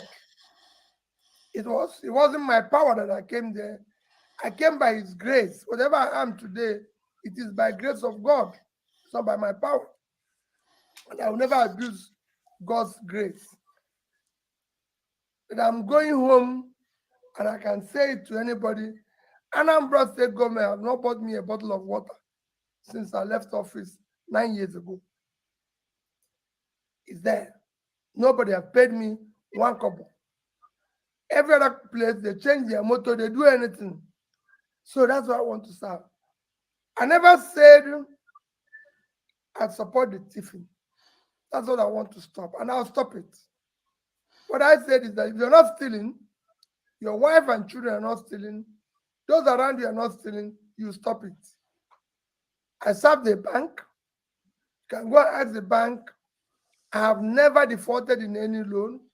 I have never taken their money. I was a director, chairman of Security and Exchange Commission. It's a federal government agency. You can go there and ask them every allowance, everything they paid me, whether it's housing, anything, motor, everything, I did not take it. They're here in Abuja. You can go to them. So I've remained that consistent. And I don't intend to change from it. It's even more critical now. I didn't say I will not probe or jail those who have stolen money. No. What I say and I stand by it, if you close your shop and chasing thieves, by the time you come back, you would have lost what is remaining in the shop because they will expire and you lose customer. I'm a trader. Your shop has to be open and you're getting more customers. And you make sure that you're selling the existing goods and don't spend more time in chasing thieves. Because whatever a thief is stolen, some of it they have spent, there's a likelihood you will not recover everything. I'll be very careful. What I want to stop is stop people from stealing any longer. Look at the government that came in and said they want to chase thieves. People stole more. I want to stop people from stealing any longer and then focus on tomorrow. No matter what you think Nigeria have lost, there's more that you can get for tomorrow. I'm a believer in tomorrow. Those who are consumed by yesterday and today will miss tomorrow. Tomorrow is the only dynamic thing. I want to change Nigeria by doing the right thing. Imagine if the present government have drawn the line, like I always say, and use the resources, including the borrowed resources, to invest in the future. It would have been far better. In 2015, we were owing about 15 trillion. Our per capita is about 2,500 550. Today we're owing 75 trillion, and per capita is 2,000. I would have doubled that by focusing on tomorrow. I want to fix education, I want to fix health, and that is why I said I'm not going to be consumed by tomorrow. So don't close your shop and be chasing thieves. Look at it tomorrow. God did not give us eyes to look back. He gave us eyes to look front. Everything I've learned in my life, whether to drive or to bicycle, they'll tell you, look forward. And I've always looked forward. I don't look back, no matter what happens in the back. As for the person I said is my mentor, it's not a problem. Atiku remains a respected senior brother for the rest of my life. Even if my senior brother has his own fault or anything, he remains my senior brother. I always respect him because God allowed him to be my senior brother. And I respect that. What I said is that in this business of politics, that I passed through him. If you are apprentice in what we call Igbo type of trading, you learn from too many people who have grouped you up, and when all of them goes, they settle you. You start the same trade and everything. You might not necessarily sell the way they are selling their own. You might be selling differently, you know. So that is where to go. I passed through his hand. I learned things from him. I respect him. I have so many things, and he will remain so. There's one or two other people who I passed through their hand. I learn what they're doing. All combined, I'm selling my own, in my own style. I don't question how they're selling their own. But I remain respectful of their own distance. We're all looking for customers. It depends on who the customer wants to buy. If you want to buy obedience, here I am to sell it to you. If you want to buy a ticket, sells it to you. You want to buy a million, sells it to you. So we have our product with their names clearly spelled. Whichever one you want to buy, it's it. I'm selling my own.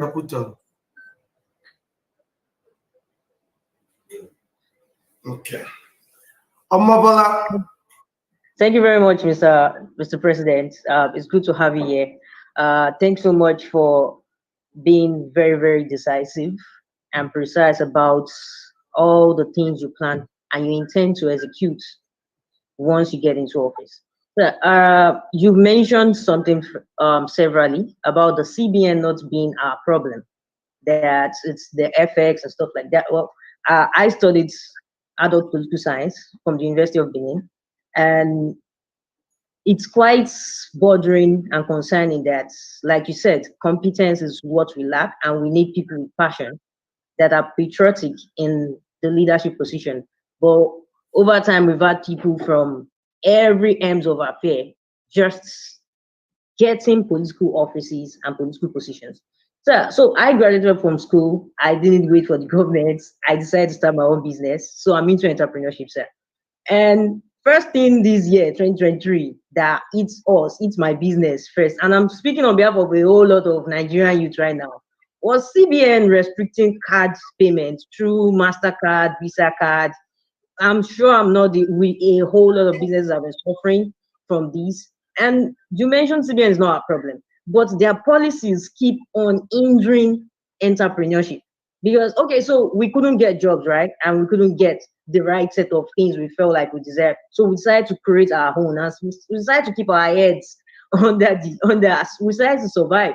But when we have things like card restrictions and startup limitations bordering into the existence of our businesses, Mr. President, what are the steps you intend to take? First of all, tackling these policies that discourage startup creation and lucration in Nigeria, because that is the reason why a whole lot of youths are leaving. I myself, for the first time in my life, I started considering leaving because I'm like, oh my shit, this business go work like this. You know, you can't really even dream 5 years into the future, 10 years into the future. That's my question, sir.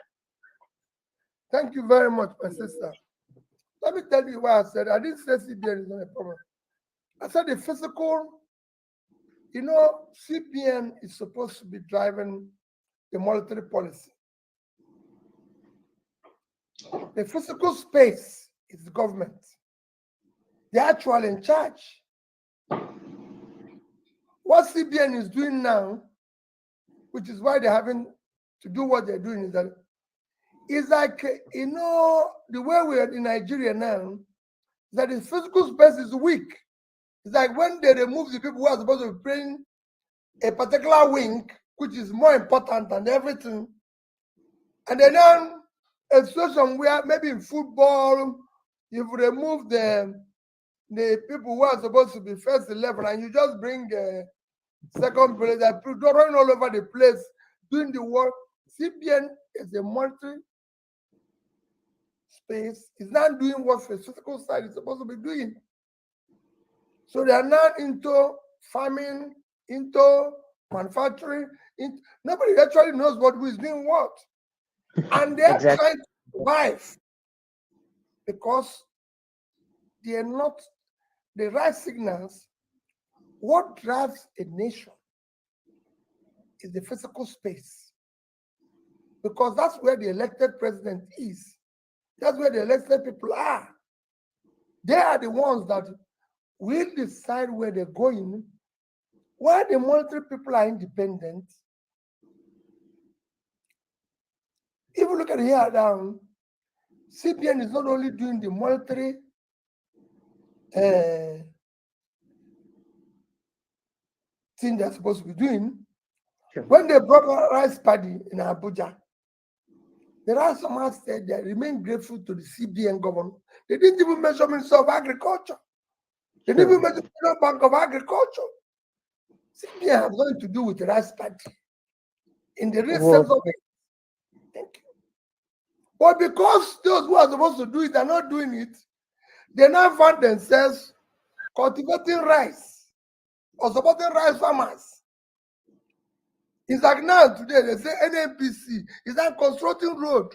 NAPC is a company owned by government who is supposed to generate revenue, give the government to be shared in the 3 tiers of government. So if they have tax, they are not, while Valentine and company can go to use go for tax this thing to use it to construct road, a company owned by government cannot go the same thing and be given the same approval. They are not into road construction. So the whole thing is modeled up and we're trying to fix it. What we want to do is to start doing the right thing. And that's what I said. If I'm here, people will stay in their wing, play their wing, be supervised to doing their wing. And if there's a problem, you deal with it. Because the country is going through too many problems and lack of clear leadership, people are doing what they're not supposed to do. So CBN is not the problem. People say, oh, God, it's actually trying to help. But it happened because the people who are supposed to play other wings are empty. It's like they've given them, they've run out of, they're not any longer in the field. So it's one playing back, forward, goalkeeper, everything. It can work. You need to get people. Excellency. Yes. Excellency. My producer is already saying to me that even if Mr. Peter Obi wants to stay, you are supposed to be a professional and let this man, allow this man to rest. He's been working all day. Without the mama question, said me, and they look for all the way because before another one like that. Another one like that. I feel like I lose this job. No, but we have directed them to send all the questions. Well, we're going to put your handle up again. So we've directed most of the questions that we have. We'll forward to your inbox or DM to look at. So I beg, consider me for the one where I don't answer for this job. Don't go bring another mama question. If you bring that type of question, no, mama. But the way you handled it, also I learned from it. what it means is that you understood the problem. I mean, a lot of Nigerians are not happy. Excellency, a lot of Nigerians are angry. A lot of Nigerians are frustrated. They have every reason to be. They are frustrated. And sometimes we even extend the frustration to ourselves. And it's becoming an issue. Before we start killing each other over people that are stealing all the money and everything, we need to collectively decide and look clearly and more inwardly for the person that is going to take that seat. The person that is going to take that seat is very, very important to all of us. And that's why I've insisted that everybody have to come and answer. Everybody should be interviewed for the job, not through via spokesperson. There's nobody who campaigns in the Western world through spokesperson. Every Nigerian knows Obama. Why do you know Obama's spokespeople? You know Biden's spokespeople? No. Have you ever seen anybody that say is Obama's spokesman or Obama's spokesman or Biden's spokesman? It's only in Nigeria that a person is campaigning, applying for a job, and is doing through via this thing. That's why I said that this year's election will be based on character we can trust. Everybody has to come to you, say his name, his age, schools he went to, possibly produce his certificate, call some classmates so we know exactly where the person is coming from. That makes a lot of sense, Excellency. But the character we can trust. It makes a lot of sense. Now we're going to be rounding up, but I am very, very tempted because the Common Sense sisters are here. They are a major part of the AY show from Canada. I want to quickly hear from the Common Sense sisters. I'll be biased to get them on board because of who they are and the contribution that they have, brought to the AY show over the years. Common Sense sisters, how are you? Greetings. Can you hear me? Yes. Brendo. My president, good evening. Good evening, Mr. Peter Obi. I'm not your sister, I'm your daughter. Please, I'm your daughter. Okay. The age difference is clear. My name is Ella. I'm one of the Common Sense sisters, and my sister will join me shortly. And I'm just calling in to appreciate you. I'm not going to bombard you with questions tonight. And like AY said, we're rounding up to. I was at your town hall meeting in Toronto on August 28, 2022, this past summer, and you were gracious enough to wish me and my sister a happy birthday. So I want to thank you for rebranding Nigeria. I want to thank you for restoring hope in Nigeria. I want to thank you for showing us what leadership is and what leadership in service means to the everyday Nigerian. I love how realistic you are. My sister is joining me now. I love how realistic you are when you say that you will not be able to solve Nigeria's problem all overnight. And this is because everybody needs all hands on deck. Everybody. Part of the questions that this is my sister Yo-Yo.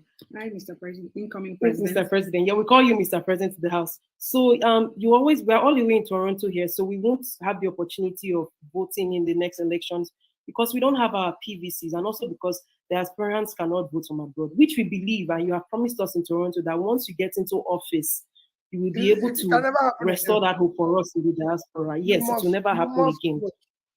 You must vote. We must vote. We want to thank you because Kenyans vote from abroad. So is Ghana. Yes. We're giant of Africa. Yes. This giant must be giant. Or it chooses a position. Exactly. You make us proud proud to be Nigerians, and you make us happy to be able to hold our Nigerian passports. Whenever we go out and we say my country is running for an election and a man that we're campaigning for rigorously is Mr. Peter Obi, We are able to show people, we're able to show them your track records. We're able to show them everything that you've done, all your universities, your education, as well as our incoming Vice President, Dati Yusuf Baba Ahmed. We want to thank you for restoring hope to the Nigerian youth. On October 20th, 2020, we lost hope in Nigeria because of the events of the EndSARS. But your emergence and your ability to listen to Nigerians and to listen to the youth most especially, even before some of our parents listen to us, is very, very, very much appreciated. We want to thank you for carrying yourself with grace throughout this campaign, with poise throughout this campaign, despite all the efforts to stain your white. Even though you wear black most of the time, you remain unstained. We want to also thank AY for bringing you to this platform. It's very, very important. There is no leader on earth that has campaigned locally and internationally. You do it all with grace and you behave as if you don't have any energy lost. But we know how time-consuming this is. We want to appreciate you for always having an open ear to listen to the questions and the plight of the people. For example, the mama that called today, she's an example of the plight of the Nigerian people, be it boy, girl, father, mother, children. You were patient, you laughed, you were eating your granuts. Even the curtain behind you is green, white, green, showing how much passion you have for Nigeria. We thank you so much, Mr. Peter Obi. Common sense sisters, thank you very much. Thank you. Thank you. Thank you, my sister. Thank you very much. Thank you, my daughter. Yes, I'm very grateful, and I look forward to future interactions, because you know what I used to tell people: don't go away after the election. If I succeed, that is when the work has begun for everybody. AY, including you. Exactly. That's when we need to start talking to the president. We've abandoned people here who think that once somebody becomes a president, the job is there for him. That is when we need to start forgetting and say, "Okay, Peter, this is not what we promised you." So he said we'll go be on the right road. I think we are now in a don't turn around though. This motor not the go direction where you say go again. What is happening? If we can do this, we stay in check with our leaders, it will work. AY, thank you very much. You know, since you say your so I was just coming to get your last words for the night. Even members of your team, I've been trying to. My phone is buzzing because they know you, that you have capacity to go on and on and on. No, I see a lot of people. I was wanting you to say you are now employed, so I can go home, but you refuse to say that. So I want to see whether I'm still looking for more. But let me again say the employment allowance comes on the 25th of February, where the confirmation will come with all the guarantees that you expect. And I am wishing you all the best personally. And last words for people watching all over the world right now is important, so that it will be documented that you came here, and will be able to say tomorrow that they also came, they saw, and you are conquering. Well, thank you very much. For me, I've gone to campaign all over the states of Nigeria, not all over the states. I'm touring the states now. And what I tell them in every state, that this year's election should not be by ethnicity or tribe. No tribe, no ethnic group buys bread, rice, or food cheaper. None of them have security. Everywhere is insecure. Not everyone have uninterrupted electricity. I've even gone to a place like Oshobo, where our electricity is supposed to be the hub of our electricity. Oshobo is using generator everywhere. I was in Niger today, where we're supposed to have so many of our facilities. They are using power. So no ethnic group is spared. It shouldn't be by religion. I told them in Niger today, show me a mosque where they sell bread cheaper. Christians will go there and buy bread, come out and continue their worship. Show me where Christians buy bread cheaper. Muslims will come and buy. So it is not about religion, it's about tribe. I told the Emir of Mina. And even the Kali Church in Dubai was built by Emir of Dubai. And it's a Muslim. So it is time they stop this deception in Nigeria. Those who are stealing and ruining us use all these things to win the election. Unfortunately, those they ride on their back or use their cynic sentiment or religious sentiment to win immediately becomes their first victim, because today those who are suffering more are those who have supported them. It shouldn't be by my turn. It's nobody's turn. Nigeria is not a private company. It is the turn of Nigerians to take back their country. And they must look out for three things. One, we must look for a character we can trust. And the beginning of that character we can trust is that we must know the person's name and ensure that that is his name. We must know his age. There's nothing wrong even if he made a mistake where he made a mistake of saying I'm 30 when he's supposed to be maybe 31 or 32. That might be a mistake. But when he becomes 40 or 50, then it's not a mistake, it's a deliberate act. You know, if we must know schools he went to, secondary school with classmates, universities, certificates, and everywhere he has passed, and places he has worked. And we want people who have proven record of we worked here, we worked here, we worked here, and everything, and people can go there and verify. It must be based on competence. The person must be competent. Somebody who is qualified. We are tired of this allowing a conductor to be the driver when the drivers are conductors. No. We now want to employ the right person. It must be somebody who has the capacity to do the work, and he must have compassion. So he will know that when there's flooding, when people are living in IDP camp, that is supposed to visit them. As long as Nigeria has been in IDP camp, we're all in IDP camp. So the person must have compassion and be able to deal with issues and everything. And above all, this job requires physical and mental energy. It is not a retirement home. And it's not a place you can stay to give sign. You need 30 hours, 24 hours a day to deal with Nigerian issues today. And I believe, and I said to people, Nigeria is worse today than when it was when Obasanjo took over in 1999. I said with all of this thing. However, if he was able to do something, having come from the barracks, I believe I will do better because I come from a background where I've created wealth. And I'm all for it. And I ask Nigerians, give Dati Baba Ahmed and Peter Obi a chance. I will build a new Nigeria. Thank you. Of course, you know where to vote. Mama, Papa, Pikin, who voted umbrella, he leaked. Who voted broom, they swept us away. Now we want to vote human being.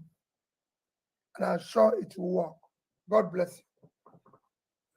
Thank you very much, and God bless you real good. And as we're rounding up, I want you to know that Nigeria is indeed blessed with different talented human resources. Now, this is a young talent. We're rounding up with this. He made a painting of you. I don't know if you've seen it. We're going to quickly put up that painting and round up with it so that you get to see it on the show. And I believe my producer. Yes, so many. And those of you online that we couldn't bring in, please don't be upset with me. I mean, time is not our friend. As a matter of fact, you can't be upset with me. I'm not looking for the job. I am here to support the job seeker and to get to his destination and get the job done. So, which is for all of us as well. So sorry Please pardon me. We can always do this again and again.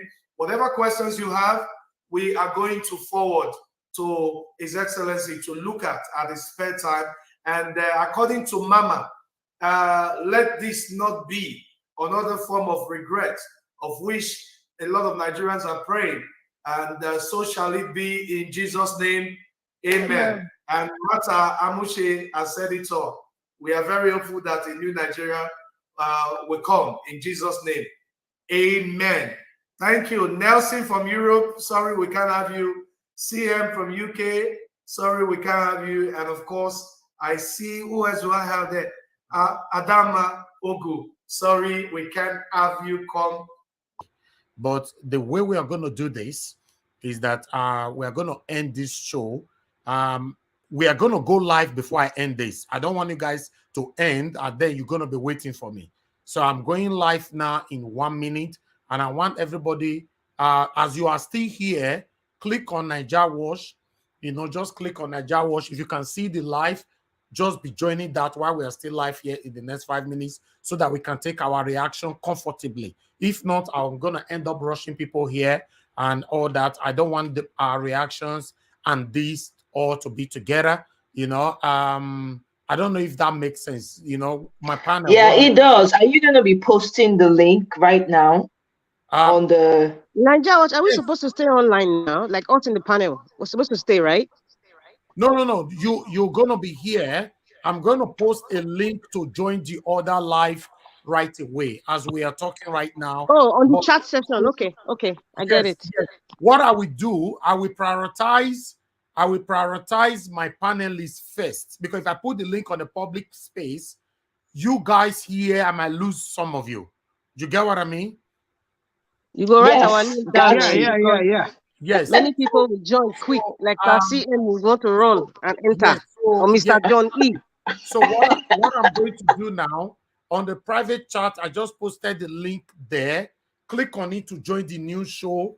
As I'm going live there right away. Join that one right away and let's talk about this. Trust me, I can't wait for this. Guys, I've created, if you are watching us right now, click on it, my people, to join us on this live. We are going live straight away right now. In fact, we are already live. We are already live on the other one. Refresh on Niger Watch. If you can see this, we are already live. You know, just refresh. We're already live on the other one. Refresh and join us. So I'm going to end this particular one now. I can see we still have about 500 people watching us. Please join us on the other one. Let me post the link.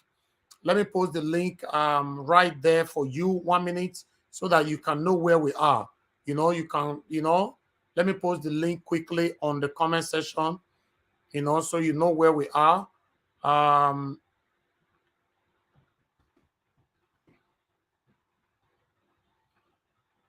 Okay. The link have been posted on this live, the first live. I've posted the link. Click on it. Join us on the second live. Let's talk comfortably. I've posted it right there. So I'm going to end this right away. Let's talk about this, my people. I appreciate every one of you. Thank you so much. Yes, you know, we need more people to join us. So I've posted the link right there. Please join us, and let's do this together.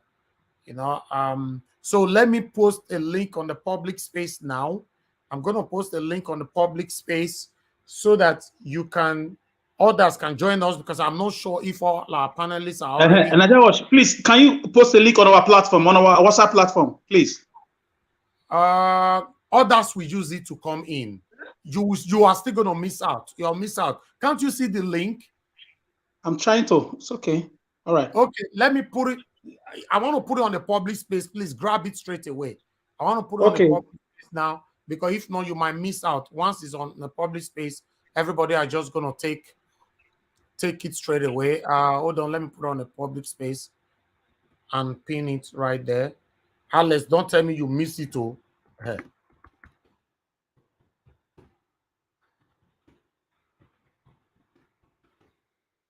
Okay, I posted it on the public space, the new one. I posted it on the new life, Alice, on the new life, not this old life. So click on it, join us. So I'm ending this one right now. Thank you very much, my people.